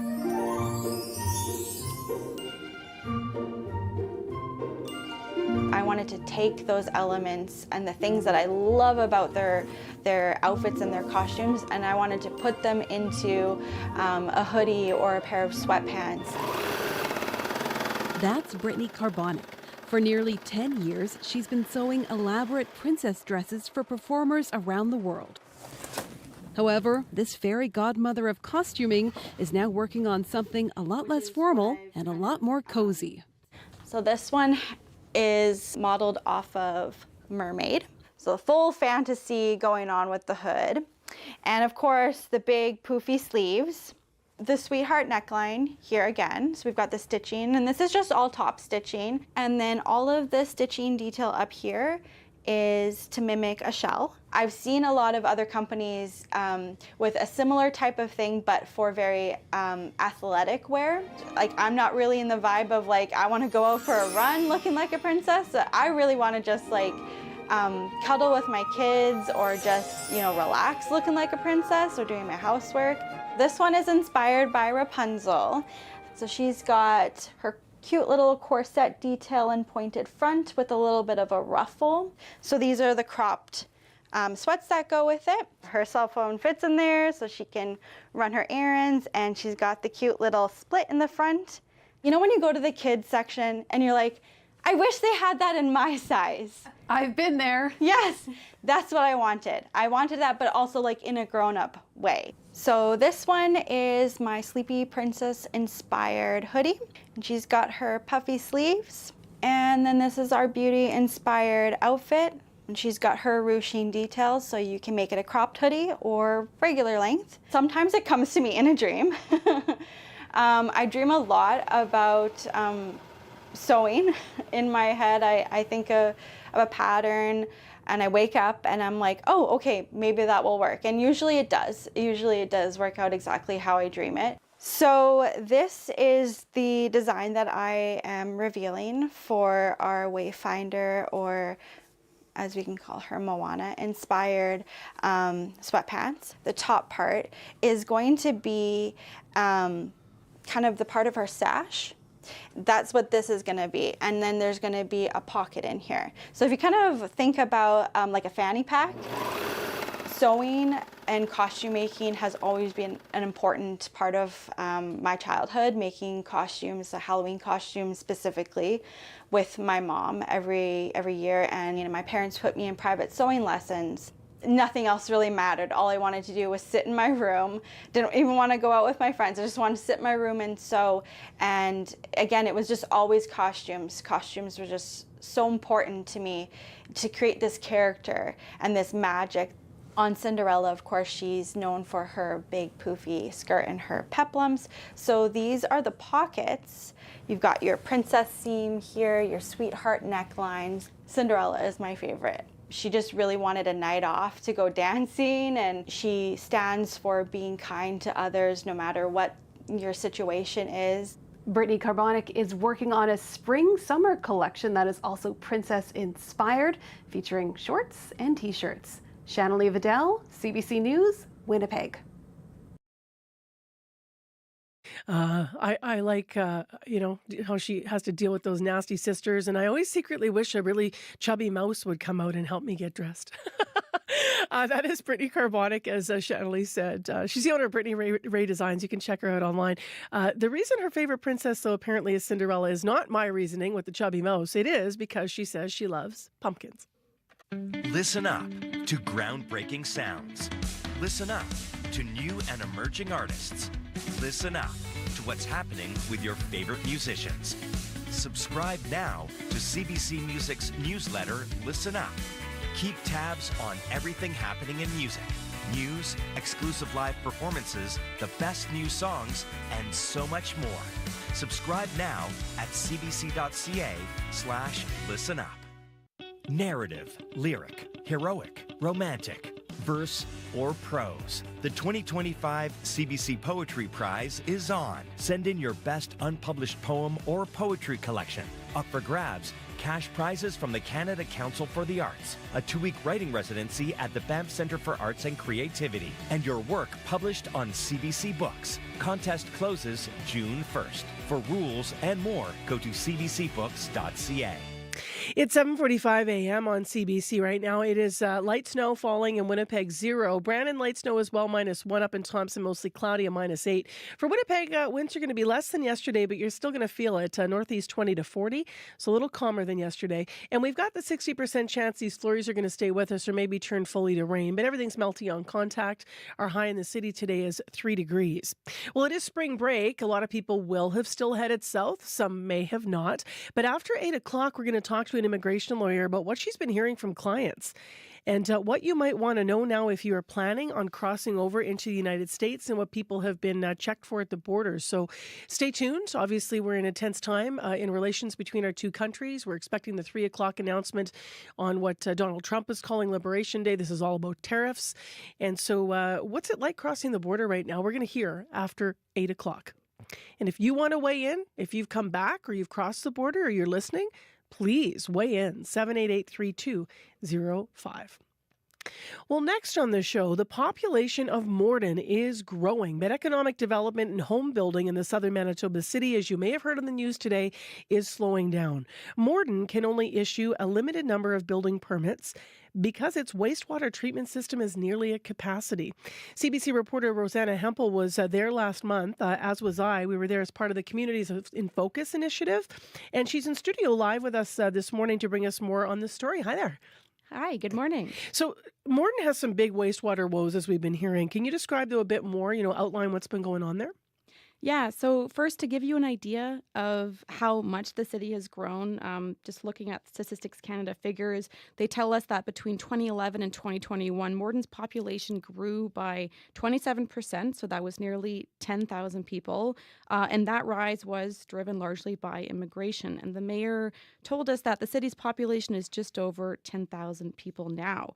To grow a city and invite more businesses and workers, you do need that infrastructure. So that includes having wastewater and water capacity. Morden has a lagoon system, and that's in the northeast corner of town. And that system can't hold much more wastewater in the winter months. And because of that, the mayor, Nancy Penner, says the city has paused accepting applications for new building permits. And that's been the case since 2023. We've approved 700-800 housing units for development, but we've told the developers you can only sort of build 10-20% each year going out. So we're just waiting until wastewater is resolved. So what Morden is only issuing, as we heard, a handful of building permits, but what are the actual ripple effects of that then, Rosanna? So we had a few conversations and interviews about this. So we heard that it's affecting the people who want to buy or rent homes in Morden, and it's also affecting the businesses that are tied to construction and development. So to give you a sense of how much new builds have slowed down, we did speak to the owner of a construction company, Lux Construction. Richard Dick is the CEO there, and he says they have dozens of serviced and vacant lots in the northwest Morden area. They want to build apartments, duplexes, houses, but they can't get the city permits. Our construction in Morden will be 100% done after 2025, with zero new builds. And he told us it's frustrating because they've put a lot of money in up front to buy those properties, service them, and now he says they'll have to expand that work to other communities. And all of this is happening with the backdrop of demand for houses and rentals being really high. We spoke to a realtor, Dave Kasdorf. He says it's especially hard for first-time home buyers. The things he hears, the lack of inventory of houses, rising home prices, and it's leading some people to, wait to make that purchase. They're looking in other communities. On top of that, he says both Morden and Winkler don't have enough rentals either. And if they had, 50 to 100 more apartments, they'd fill up pretty quickly. Right now, the vacancy rate in the Pembina Valley, Winkler Morden, is below 1%. So it's a tight market. There is new inventory being built in both communities, Winkler and Morden, but unfortunately, there again not quite enough inventory being built to fill the need. It's been below 1% vacancy for over 5 years. So the demand is strong. If we had another 50 to 100 units in the Winkler Morden area, I think they would be filled quite quickly. So we also spoke to a newcomer from the Philippines, Alice Vallardo. She actually heard that this was the case, that it was a tight rental market, but she kind of shrugged it off until her family arrived in Morden last year. So to help you understand who Alice is, her and her husband have 2 kids. That really influenced where they're looking for a place. So they want somewhere that's close to grocery stores, parks, schools. They also didn't have a car at the time. And she said it was more difficult than they imagined. It was stressful because we are new to this place and we barely know somebody. If it was not because of our friend who gave up that apartment, we wouldn't be able to get it as well. So it was kind of difficult. So as you heard there, they did end up finding an apartment. It's a bit more expensive than they'd like, but overall very relieved that they found it. Says it's totally worth it. And that cost of housing is something that we heard over and over again from a few different folks, including newcomers. So you've outlined the issue, obviously. Lots of people looking for homes, companies ready to build. But let's go back to Morden's wastewater treatment system. You said it's nearly at capacity. What options does the city have to expand, I guess, or to replace the system then? Well, the main option that the mayor told us about, Mayor Nancy Penner, was building a brand new system outside town. So the site where they currently are, they can't expand the system. They can't add another cell because there's not enough land for that. It's pretty close to town. It doesn't, as a lot of us know, it doesn't smell great. So one option they are looking at is building a totally new system on land in the RM of Roland. It's about a 15-minute drive away. The city has a design for a new system, but the newest estimate for that project is millions more than they thought it would be. And even after funding commitments from the feds and the province, the mayor says they're about $30 million short. That puts us in a little bit of a bind. So we're looking at alternate sources of funding, whether we borrow the money through, of course, that goes beyond our borrowing capacity. And we're working with the province to see if there's other grant funding. We've applied for some other federal grant funding. But overall, beyond those initial commitments, nothing else has been confirmed. So building a new wastewater treatment system, it sounds like could be years down the road. Do they have other options right now then in the meantime? Yeah, there is one shorter term option that they are looking at, and that involves Morden's twin city, Winkler. That city is 10 kilometers away. They're actually going through an expansion of their lagoon system right now. So what they're thinking is Winkler might be able to tie Morden over in the meantime until they build their own wastewater treatment system. So I spoke with Winkler Mayor Henry Siemens. Here he is explaining how this plan would work. We know next year we're going to have capacity in our wastewater for a population of 25,000 people. We also know that we won't be 25,000 people next year. Our hope is, if there's an affordable way to do so, to allow them to pump their excess sewage to our facility and allow us to treat that and buy them the time that they need. There's a lot of things that have to be worked out before that's a feasibility. So I spoke to both mayors about this, and they're both pretty optimistic about this plan. They're very open to working together, but this is a potential solution. And as you heard there are still a lot of things that need to be figured out. And that expansion is happening right now, so it's still at least a year and a half away.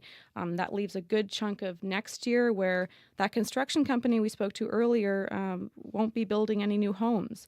And Mayor Penner has told me they're also keeping an eye on those potential American tariffs, how that could increase the cost of the new system. Lots of uncertainty, and there's lots that we're watching out for in the coming months. Well, they have to figure something out, because I think when we came back from that area, the number one comment I got from people that were listening to us as we were focusing on Morden and Winkler and you know what that part of Manitoba is like, there was some surprise about the population numbers.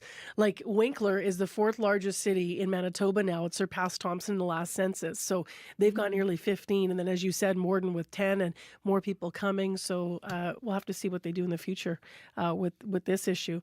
Thank you for walking us through the details. Appreciate it. Yeah, you're welcome. That is Rosanna Hempel from CBC. You can read more about the story on our website at cbc.ca/Manitoba. And we were in Morden Winkler as part of Communities in Focus, which is an initiative here, of course, that gets us out and about around Manitoba. Well, speaking of out and about, tomorrow the morning show is live in Elmwood, Transcona. We're going to be at the Salisbury House talking election with the candidates, hopefully also with you asking questions of the candidates and sharing what your needs are in that neighborhood or as a Manitoban in this upcoming campaign. So we have 3 of the 4 that have agreed to join us for live interviews.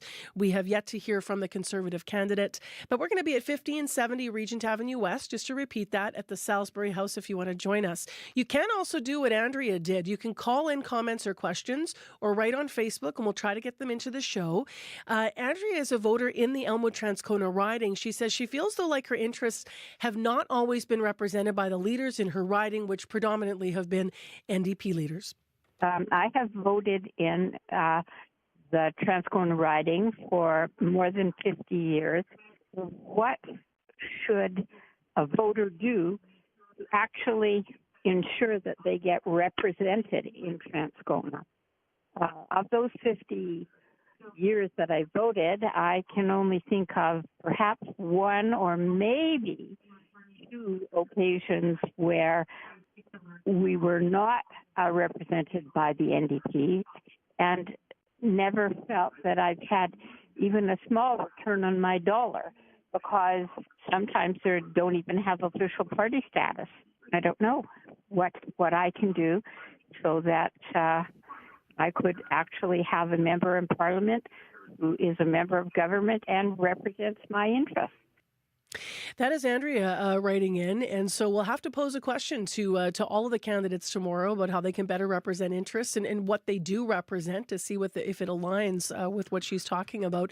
She's right that the Elmwood Transcona riding has predominantly been NDP. It did go for Lawrence Towett for the Conservatives as well. I spent 2 hours in Elmwood Kildonan yesterday talking to voters and just taking the temperature, and I can tell you it was very interesting because I came across voters who were said they traditionally voted Liberal, but they're strategically voting in their riding this year. They're voting NDP. I came across a voter that had voted PPC in the past, but he said that now he's going to move back to voting Conservative. And I did come across people that were voting NDP, but a lot of people across the board, no matter how they were voting, said the same thing to me. I actually think each and every person did in the 2 hours I was out there chatting with folks. They said that they feel like the promises don't matter as much anymore because they just don't trust that they're going to be kept. And I thought that was very interesting. So we'll put that to the candidates who want your vote in Elmwood Transcona tomorrow. It is 3 minutes to 8. Heather Wells joins us with headlines. Well, we expect details later today on new tariffs being slapped against Canada by the U.S. Manitoba Premier Rob Canoe met with the Liberals' Mark Carney, who was in Winnipeg yesterday, discussing retaliatory measures. Canoe says some Manitoba businesses may not be hit by Canadian-imposed tariffs. He says aerospace and transportation manufacturers must be able to stay competitive. First Nations leaders in this province hope for a bigger focus on reconciliation in the federal election campaign. They feel their relationship with Canada has taken a back seat to talk of tariffs. Chief Gordon Bluesky at Broken Head Ojibwe Nation says views of Indigenous people are an important way to get the results that reflect their views. I'll be back with more Manitoba news coming up at 8:30. All right, thanks, Heather. You're welcome. 2 minutes to 8 now. When as tensions between Canada and the U.S. continue, Canadian Canadians are concerned about their privacy when crossing the border, and we're going to hear why. We'll talk to an immigration lawyer about what she's been hearing from clients, and we'll have some advice for you if you're a Manitoban who is planning to head south. It is 0 in Winnipeg, light snow falling, a high of 3, and flurries or rain showers and light wind continues. Also check 511, especially if you're in southwestern Manitoba before you head out. Some of the highways are partly covered with snow this morning. World Report is next. Today on Q. Hi, I'm Darby Bailey, in for Tom Power. Brian Tyree Henry rose to fame on the hit TV show Atlanta. God must be looking out for me, because Oasis. Now, Brian sat with Tom Power to chat about starting out in the theater and how a new project has helped him heal from his own family trauma. Q. This morning at 10:30 in Newfoundland, and on the CBC Listen app, or wherever you get your podcasts. The CBC News is next. Coming up in half an hour, it's The Current with Matt Galloway. The United States has already hit Canada with 25% levies on steel and aluminum. Today, a fresh round of tariffs from President Donald Trump is set to hit Canadian imports. Navigating this new reality, coming up on The Current. This is World Report. Good morning. I'm Marcia Young. U.S. President Donald Trump is about to unveil his tariff plan. Industry and political leaders are gearing up for what may come. Flavio Volpe is the head of the Automotive Parts Manufacturers Association. Here we are, 5-6 hours away, and the people that should know in D.C., that should actually communicate from a legislative point of view and a regulatory point of view should have said something, but would know what's happening this afternoon and say, we don't know. Trump has hinted there may be a broad tax on all goods entering the U.S. The CBC's Katie Nicholson is in Washington. And Katie, there are lots of unknowns in what Trump is planning. But at this point, what are we expecting? Well, the White House press secretary said this is going to go down as one of the most important days in American history. And it might, but not for the reasons maybe that the Trump administration hopes. There's a lot of nervous markets around the world ahead of this event at 4 in the Rose Garden. That's when President Donald Trump finally unveils the form these tariffs are going to take. Even more so because the White House confirmed yesterday that they will be effective immediately. And that's a bit of a stunning assertion since it's unknown how these tariffs are going to be structured. Are we talking customized tariffs for specific countries or a flat rate on imports? The U.S. imports about $3.2 trillion of goods every year. So think about the logistics of implementing something like that so quickly on so many products. And once this plan is revealed, expect swift reaction from the U.S.'s trading partners who've been working on retaliatory plans in the vacuum of all this uncertainty. That, of course, includes Canada and Mexico. And then there's Europe, also bracing for this big reveal. Here's European Commission President Ursula von der Leyen. Europe has not started this confrontation. We do not necessarily want to retaliate. But if it is necessary, we have a strong plan to retaliate, and we will use it. And there are also fears that these new tariffs could further weaken the U.S.'s alliances with other countries, depending on how big and wide-ranging they are. There were some state-level elections yesterday that seemed to be a barometer on the Trump administration. What can you tell us about those? Yeah, these elections yesterday sort of give us a sense of which way the wind's blowing. 2 districts in deep red Republican Florida went to GOP candidates in the end, but with much narrower margins than expected. But the biggest boost for Democrats came in Wisconsin when liberal Judge Susan Crawford won her Supreme Court bid. And this is despite the fact that Elon Musk and groups he was working with sank about $20 million into the race in support of her Trump-backed conservative opponent. So Trump and Musk's support not enough to tip this race. All right. Thanks, Katie. You're welcome. The CBC's Katie Nicholson in Washington. Cory Booker has broken the record for the longest speech ever delivered in the U.S. Senate. When our founder said we must mutually pledge to each other our lives, our fortunes, and our sacred honor, we need that now from all Americans. This is a moral moment. It's not left or right, it's right or wrong. The Democratic senator from New Jersey ended his marathon speech last night. He spoke for 25 hours and 4 minutes. Booker's protest speech was directed at President Donald Trump. The senator spent much of the time warning about what he called a grave and urgent moment in American history. The previous record speech was in 1957. It was to stop the Civil Rights Act. Booker's speech displaced other Senate business, which included Democrat Tim Kaine's bill to block blanket tariffs on Canada. That vote is now scheduled for today. The U.S. president's trade war is creating a lot of angst on this side of the border. There are signs consumers are losing confidence in Canada's economic prospects, and that's making the fiscal climate worse. The CBC's Liam Britton has more. Vancouver's Robson Street is packed with trendy stores, upscale restaurants, and shoppers watching their wallets. I'm so stressed about the future. Like Golnaz Mojdahi, she says even affording the basics is tough and worries things will get worse. According to the Conference Board of Canada, consumer confidence in this country is at an all-time low. I mean, the headline is not good. Economic forecaster Corey Renner says Canadians are gloomy about their finances and job prospects and see little hope on the horizon. It's pretty easy to find the correlating factor between all that, which is the tariff threats from the U.S. He argues tariff unease means less spending. And in British Columbia, that means less on housing. It's really short-circuited what was going to be a much better market in 2025. Economist Brendan Ogbenson with the BC Real Estate Association reports February home sales and prices are down from a year ago. So it certainly is not a great harbinger for the rest of the economy. Trump plans to announce his protectionist trade policy this afternoon. Liam Britton, CBC News, Vancouver. For the second time, Mark Carney has disrupted his campaign and is in Ottawa to deal with Trump's tariff threats. Carney is switching back into Prime Minister mode. This afternoon, he'll meet with the Canada-U.S. Council, and after Trump speaks, Carney will convene his cabinet committee. Rafi Boudjikanian has more. I reject any attempts to weaken Canada. Any attempts. From campaign rhetoric to political reality for Mark Carney. We are going to be very deliberate in terms of the measures we take to fight for Canada, fight against these unjustified measures by the U.S. administration. His campaign with the Liberals upended twice in 2 weeks, forcing a return to the Prime Minister's office as he deals with a series of meetings ahead of the latest round of tariffs expected this afternoon. Donald Trump's impact on this election has so far been positive for Carney, polls moving the Liberals ahead as he argues he's best placed to deal with Trump. He says he has his grievances with us. Well, we have our grievances with them. Conservative leader Pierre Poilievre has been trying to pivot his message to address Trump more often, also attempting to draw some lines between his Liberal rival and comments the U.S. president has made praising him. Why does he keep saying he wants Carney as Prime Minister of Canada? Well, because Carney will continue the Liberal policy of economic weakness, of blocking resources. It's not clear when Carney will return to the campaign trail to respond in kind. Rafi Boudjikanian, CBC News, Ottawa. The Conservatives dropped a total of 3 candidates yesterday: Mark McKenzie in Windsor, Ontario, Stéphane Marquis in Montreal, and late last night, Lawrence Singh was dropped as a Conservative candidate in BC's Lower Mainland.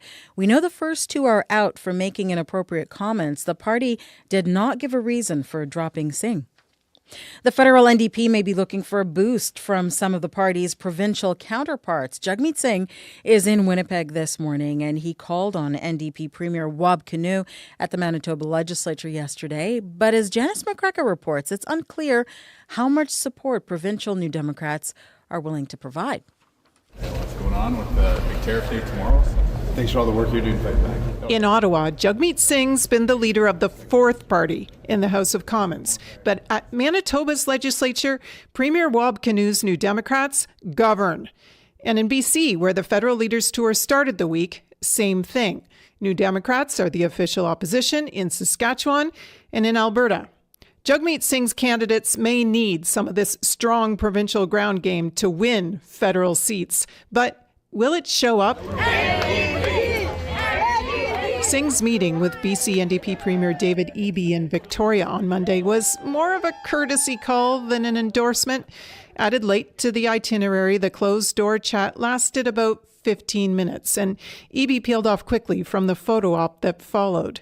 But at the riding level, Victoria NDP candidate Laurel Collins says her provincial colleagues are pitching in. We have a lot of folks on Vancouver Island who are very committed New Democrats. Heather McPherson sees this in her Edmonton riding too. She's confident the federal party can outperform its poor polls. New Democrats are the only party that can beat Conservatives. We have seen that at the provincial level. We have seen that at the federal level. Hi there. Jagmeet Singh. Alberta NDP leader Nayib Nenshi is now nominated to run provincially in the same seat McPherson has represented federally. But when Singh's tours showed up to door knock there Tuesday, Nenshi was in Calgary. So the leaders met over Zoom. Janice McGregor, CBC News, Winnipeg. Val Kilmer has died. He played Iceman in Top Gun, Batman in Batman Forever, and continued to make films right up until his death. In 2014, Kilmer was diagnosed with throat cancer. His recovery required 2 tracheotomies. His voice was damaged, but he made a documentary looking back on his career. I have behaved poorly. All white, all brown, all women. I have behaved bravely. Bizarrely to some.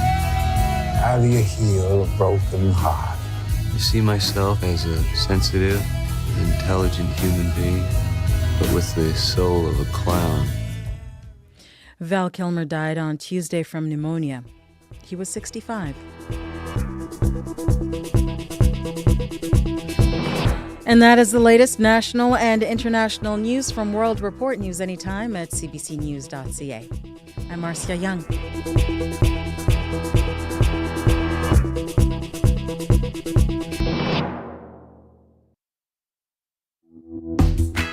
Light, snow, and 0 in Winnipeg right now. Thanks for joining us on this Wednesday morning, April 2nd. I'm Marcy Marcusa. You're with CBC 89.3 FM. Could be at 9:90 a.m. as well, listening this morning on the app or watching on YouTube, wherever you're joining us. Thanks for being here on this spring break. We're asking online this morning, what's your experience been like as a Manitoban crossing the border into the U.S. this spring break? You can weigh in on our Facebook page. That's Marcy Marcusa on Facebook during the show, or you can call us.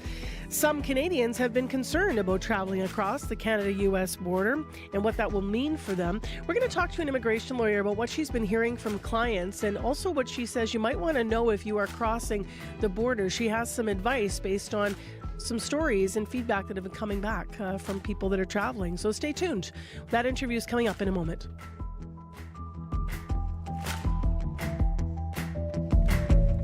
First, let's get updates on other stories in our province. Heather Wells is here with our live news headlines. Good morning. Well, as we await details of the latest U.S. tariffs to be announced later today, Manitoba Premier Wab Kinew met with the Liberals' Mark Carney yesterday in Winnipeg discussing retaliatory measures. He says some Manitoba businesses may not be hit by Canadian-imposed tariffs. Kinew says aerospace and transportation manufacturers must be able to stay competitive. Construction on homes in Morden, Manitoba is slowing down. That's because that city's wastewater treatment system is nearly at capacity. Mayor Nancy Penner says up to 800 housing units for development have been approved, but only 10 to 20% will be built each year until the wastewater issue is resolved. And that, she says, could be a few years and $30 million away. We'll hear more in our next local news coming up at 8:30. All right, thanks, Heather. You're welcome. Abby Adiemi is keeping his eye on the forecast. We got light rain, some areas have freezing rain, and some areas have snow. Conditions in Winnipeg and surrounding areas, we see light snow falling at this time. Temperatures still stuck on 0. Expect this cloudy day to stay with us and this light snow falling here and there. We may get a chance of rain showers popping up throughout the day. And by noon, it gets a bit breezy with gentle northwest winds rolling in. We warm up to 3 degrees later in the day, and then tonight, those cloudy conditions will be sticking around. We still have the light snow staying with us all through into the overnight period before things calm down. In other regions, Brandon, Duff, and Gimli also seeing light snow at this time. Current temperatures around -1, -2 in most of the regions, warming up to 3 degrees down south, and then up north, we're seeing snow falling steady for Flin Flon and Thompson. We're looking at 2 to 4 centimeters accumulating once the system goes through, and we'll see highs around 2 degrees in Flin Flon and 0 in Thompson. But Churchill currently it's minus 21, enjoying some sunny conditions. Down here in Winnipeg, it's more about that light snow falling, but it's melting on contact. So it's going to be some kind of messy streets out there today. All right, thanks, Abby. Thank you. Speaking of messy streets and issues in the commute, Chloe Friesen's in. Hello. I'm going to start here in the city of Winnipeg, and then I will broaden to highways. So on Archibald, we're looking at a closure from Mission to Provincial. You're reduced to one lane for northbound traffic. Southbound traffic, however, is completely closed at Mission. So southbound Archibald traffic will be rerouted onto Mission. This is until April 23rd. As well, I heard from Julie on the commuter line mentioning a lane closure at southbound Donald at St. Mary's. You're down to one lane. Keep right to get by. Thank you, Julie, for that call. And then moving to highways, southwestern Manitoba especially, a lot of those highways are covered or partly covered according to Manitoba 511. But some specifics we've heard about. John called to say that Highway 1 between Carberry and Brandon is a skating rink, very slippery due to that freezing rain in the area. As well, I've just heard that Highway 75 to St. Agath, also very icy. The phrase skating rink also used in that scenario. So Highway 1, Highway 75, do be prepared to drive to conditions in those areas, and do check Manitoba 511 before you head out on your highways. If there's anything else going on out there on your commute, or if you have updates on those highway conditions, let us know by calling our commuter line at 204-788-3093.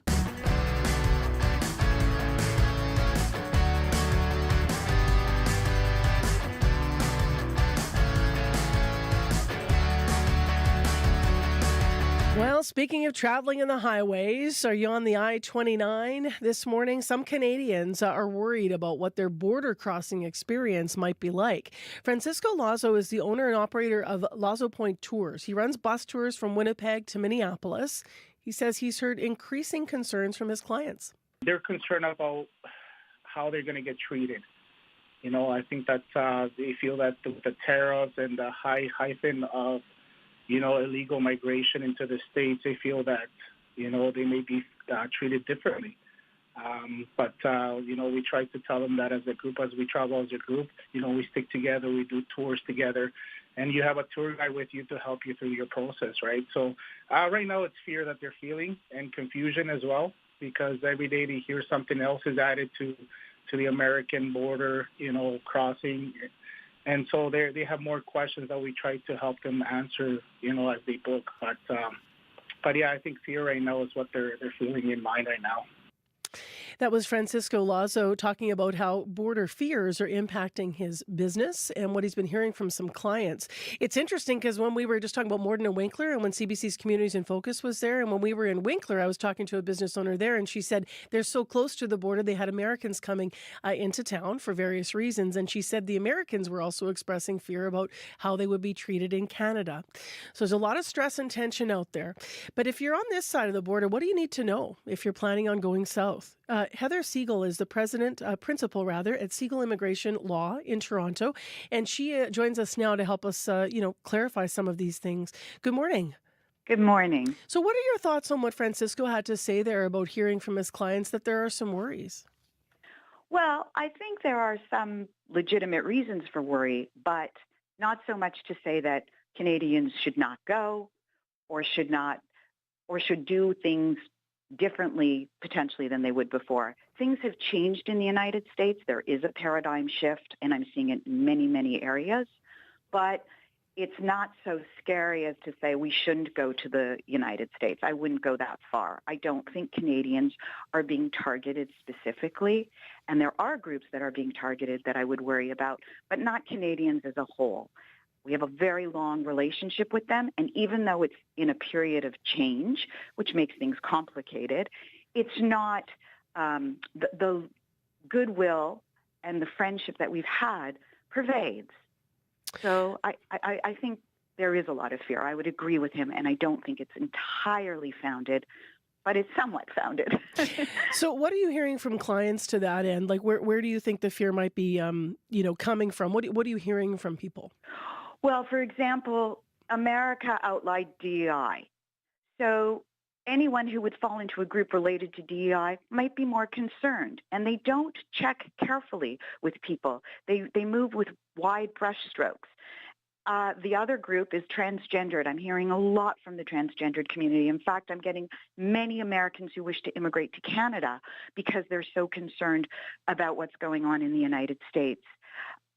What's happening is some of the rules are changing, but when you get, my experience, I've been doing this 30 years, and my experience is that when you get a more enforcement-minded president, you end up with people who, at the borders, who are adjudicating this, who become much tougher. And they don't know why they're being much tougher. They just feel that the culture is to be tough. And so the fear starts with everybody else. And then you get stories from around the United States where they're deporting people who shouldn't be deported, or people's phones are being checked now. And if they wrote something that was anti-Trump, they were being denied entry to the United States. And so when you hear stories like that, you start to say, well, wait a second, am I going to get in trouble? What do I need to know? Which is exactly what you're asking. So can we stay on the device question here? Because you just raised, people's phones being checked. And if you see something anti-Trump, what's going to happen with your phone? When we're crossing the border, I've crossed the border. We used to go every spring break with my family. I'm 51 years old. I have all kinds of experience. I've never seen or been with a group that had a phone checked. What do we need to know, though? I mean, the reality is isn't it correct that they could take your phone and check it at any point? 100%. It is absolutely their right. They have it on their website. It's part of going through customs and an international border. It is not part of Canada, and they have the right to search everything that's on you as part of a customs check. So that if anybody has anything that they would be concerned about the U.S. government knowing, you could take a burner phone. You could make your data or information unavailable. There are ways through IT to do that. People who have particularly sensitive information or private information, lawyers, they may not want to enable the U.S. government to have access to that information, because what they can do is they can take your phone, they can look at it, they can download it, and it stays in the U.S. government with not a great deal of oversight, which makes it quite dangerous from a perspective if you had any sensitive information. So my attitude is, I don't see that trend. We haven't seen it yet on the Canadian border en masse, but my job is to see future trends, to tell you what might be happening, what looks like coming down the pipe, and it could happen.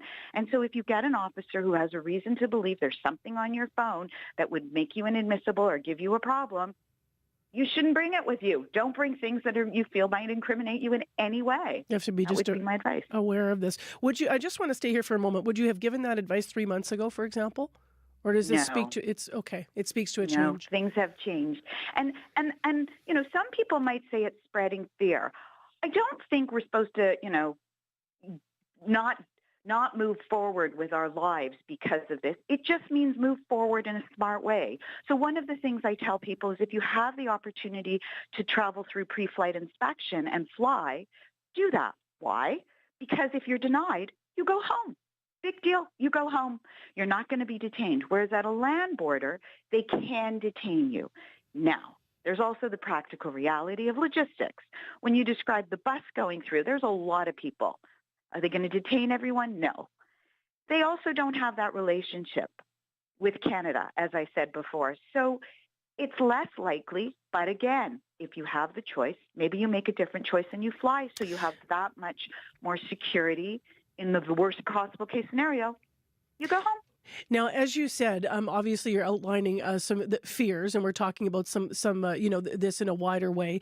But as you said, on our land borders, when you look at the aspect of checking people's phones or having the phone taken, it's not something that you've been hearing about. I just want to mention that we also reached out to U.S. Customs and Border Protection, and a spokesperson there also said in an email that less than 0.1% of travelers have had their devices searched, and that number has not changed since 2021, nor has there been an increase since Trump became president. So it just reiterating what you said, that this is something that people are thinking about, but when you look at the data, it's not bearing out. So I don't want to leave the impression that, Manitobans heading down, you must get a burner phone.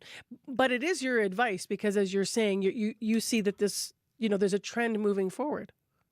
Yeah, I mean, my job is to tell you your worst possible case scenario. But that worst possible case scenario is not the common case scenario. It's the worst possible case scenario. So I would echo what Customs and Border Protection said. That makes perfect sense. And then Canadians who are worried, the best way to deal with worry is to feel more in control and take things under your own wing and make some choices. And you do have choices. And it's very, very unlikely your phone or your technology will be checked. But if you're concerned, there's an option for you, so you're not stuck. Just as a last question, obviously you said that you believe there are some groups that will have cause for worry. You outlined that earlier. You're talking about people, the threats around people being deported in the States have caused some concern for folks. You also mentioned that obviously as LGBTQ plus groups, transgender folks might be worried about crossing the border. What would you have by way of identification on you as a Canadian if you're crossing right now? Well, that's a good question. I mean, if there's any kind of, it could be on your phone, it might be on your documentation in terms of a passport or anything that had a document that showed that you were transgendered. I mean, it could be anything because they can search anything. I mean, there's a myriad of possibilities, and everybody knows what kind of documents they hold and what would be indicative. For example, the American passports have X on them for transgendered, and those legally issued government documents by the U.S. are no longer valid. So I'm getting calls from Americans who need to get back into the United States and are worried about this document that was issued by the American government. It's when you're dealing with a government that's going through a paradigm shift and the ground is moving beneath your feet, it makes everybody nervous because no one knows exactly what's going to happen. Having said that, I do really think it's important that because we're on the northern border, we're not on the southern border, we're not in the middle of Texas, we have a very good relationship with the folks on the border. They live close to us. They live on the border. We have a lot of common culture. Minnesota and Manitoba are similar in many ways. Yeah, which is where you started, remembering that relationship. And just to put this in context, thank you very much for the conversation today. It's been on people's minds. We're in spring break here in Manitoba, so we appreciate your time. Thank you. That's Heather Siegel. She's principal at Siegel Immigration Law in Toronto. If you want to weigh in what your experience has been like crossing the border from Manitoba to the States, we'd love to hear from you. 788-3205. Time right now, 8:26. Here's the Haleys in six-seater.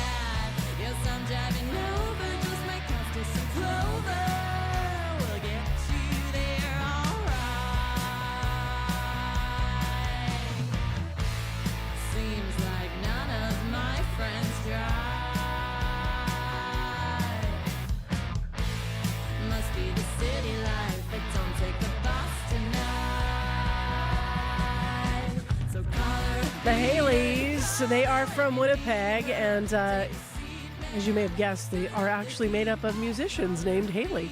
There's three of them to be exact. This is their tune, Six Seater. New music. Fun, hey? Different from that show. Oh, yeah. Marjorie Dalhouse is in the studio now. What was that show? Heathers. Different from Heathers. If you know, you know. All right. Marjorie is here to talk about Radio Noon and the call-in today. Yeah, so as you may recall, a couple of weeks ago, Mayor Scott Gillingham said at his City of the State luncheon that he intends to have all city employees back in the office. Some employees are still working from home. Some have a hybrid system, and a lot of workplaces kind of navigating this still. So we're going to ask you, should people return to the office full-time? Is there a hybrid system, or should people continue to work from home? Give us a call later on, 12:30 on Radio Noon. Yeah, that's a really big talker.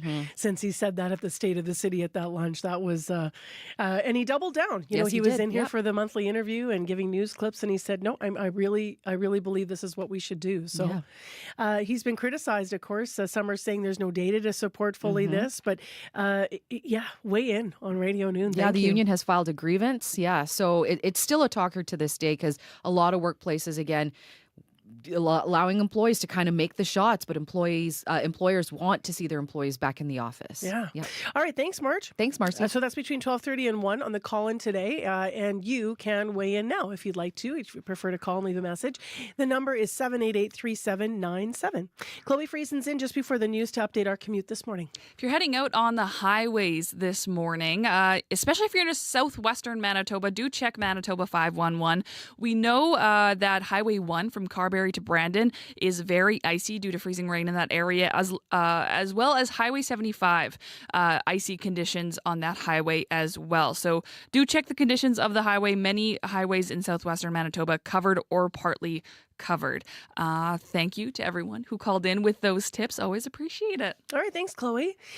Just one last reminder here before we turn to the news and the show's getting ready to wrap on your Wednesday morning here that we're on location tomorrow. Our community studio is going to be the Salisbury House out in Elmwood, Transcona. We're going to be at 50 and 70 Regent Avenue West, and we hope you'll be there as well to talk politics, to talk about your concerns, and maybe to ask the candidates questions if we can get them into the program. So we have interviews with 3 or 4 candidates, and the Conservatives have yet to get back to us. But we hope that you might be able to join us tomorrow there.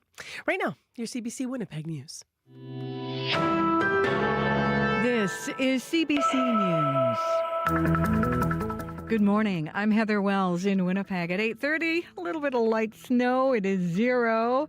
And we're headed to a high today of 3. Good chance these flurries, maybe even rain showers, will continue through the day. Liberal leader Mark Carney says Canada has to look out for itself. Hundreds last night at a campaign rally at RBC Convention Centre. Carney is urging Canadians to rely on each other as U.S. President Donald Trump is set to announce more tariffs later today. We need a united front of workers, of labor, of business, of governments, all levels of government, helping each other to weather the storm. Now, Carney is back in Ottawa this morning off the campaign trail in his role as Prime Minister. Today, NDP leader Jagmeet Singh is in Winnipeg. Conservative leader Pierre Poilievre is in Toronto. Manitoba Premier Rob Canoe met with Mark Carney in Winnipeg yesterday discussing retaliatory measures. He says some Manitoba businesses may not be hit by Canadian-imposed tariffs. In some sectors, we've seen that desire, like in agriculture, for the finished products to face a tariff. But in other areas, we've been working with industry, a lot of companies here, whether that's aerospace or transportation manufacturers, to make sure that they're not going to be impacted, that they can stay competitive. Canoe says the province has done a lot of legwork to prepare for any new tariffs. A First Nations business leader hopes reconciliation becomes a bigger part of the federal election campaign. Renee Greyeyes at Indigenous Chamber of Commerce of Manitoba feels there's been a lack of focus at the federal level on supports for Indigenous businesses. She would like to hear more on how the party leaders plan to help. The thing that I'm most interested in, what are the candidates saying right now? And the best question right now to ask candidates when you're looking to vote is, what are you doing for Indigenous communities, our rights, our sovereignty, and also what are you doing for Indigenous business? Grey Eyes says getting loans and capital is difficult for some businesses. The Conservatives have promised a Canadian Indigenous Opportunities Corporation. The Liberals point to their move in government to broaden the Indigenous Loans Program. The Winnipeg School Division is looking for suggestions for a new name of Wolseley School. It was built in 1921 and was named after British military general Garnet J. Wolseley. He fought against Louis Riel and the Red River Rebellion in 1869. Recently, a Wolseley neighborhood committee asked for it to be renamed. Matt Henderson, superintendent of the Winnipeg School Division, says it prompted students at the school to look at its history.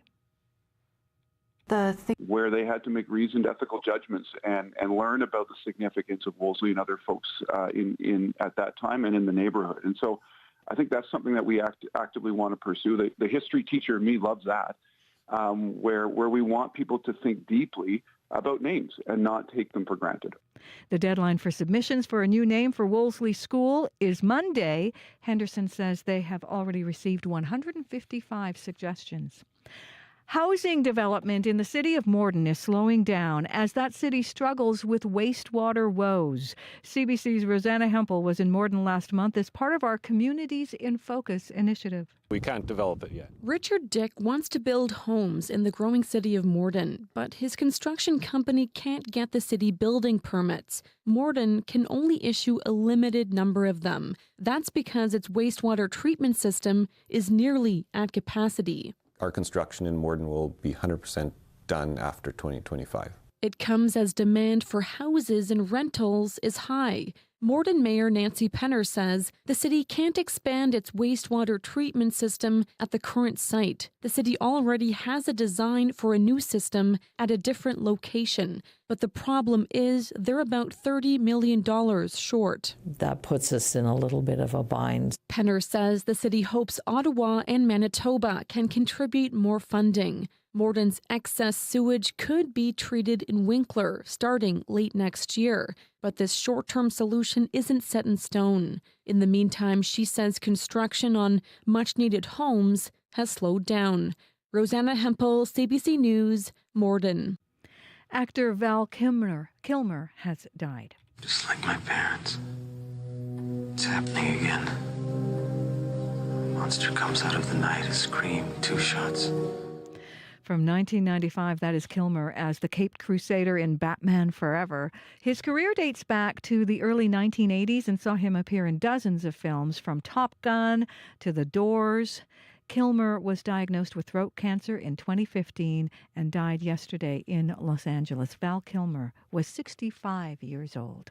You can find more news updated throughout your day at cbc.ca/Manitoba. He was one of my crushes. I wasn't a Tom Cruise girl. I was really? Give me the Saint or Iceman. I was all about it. Yeah. Wow. I've seen all the movies, Heather Wells.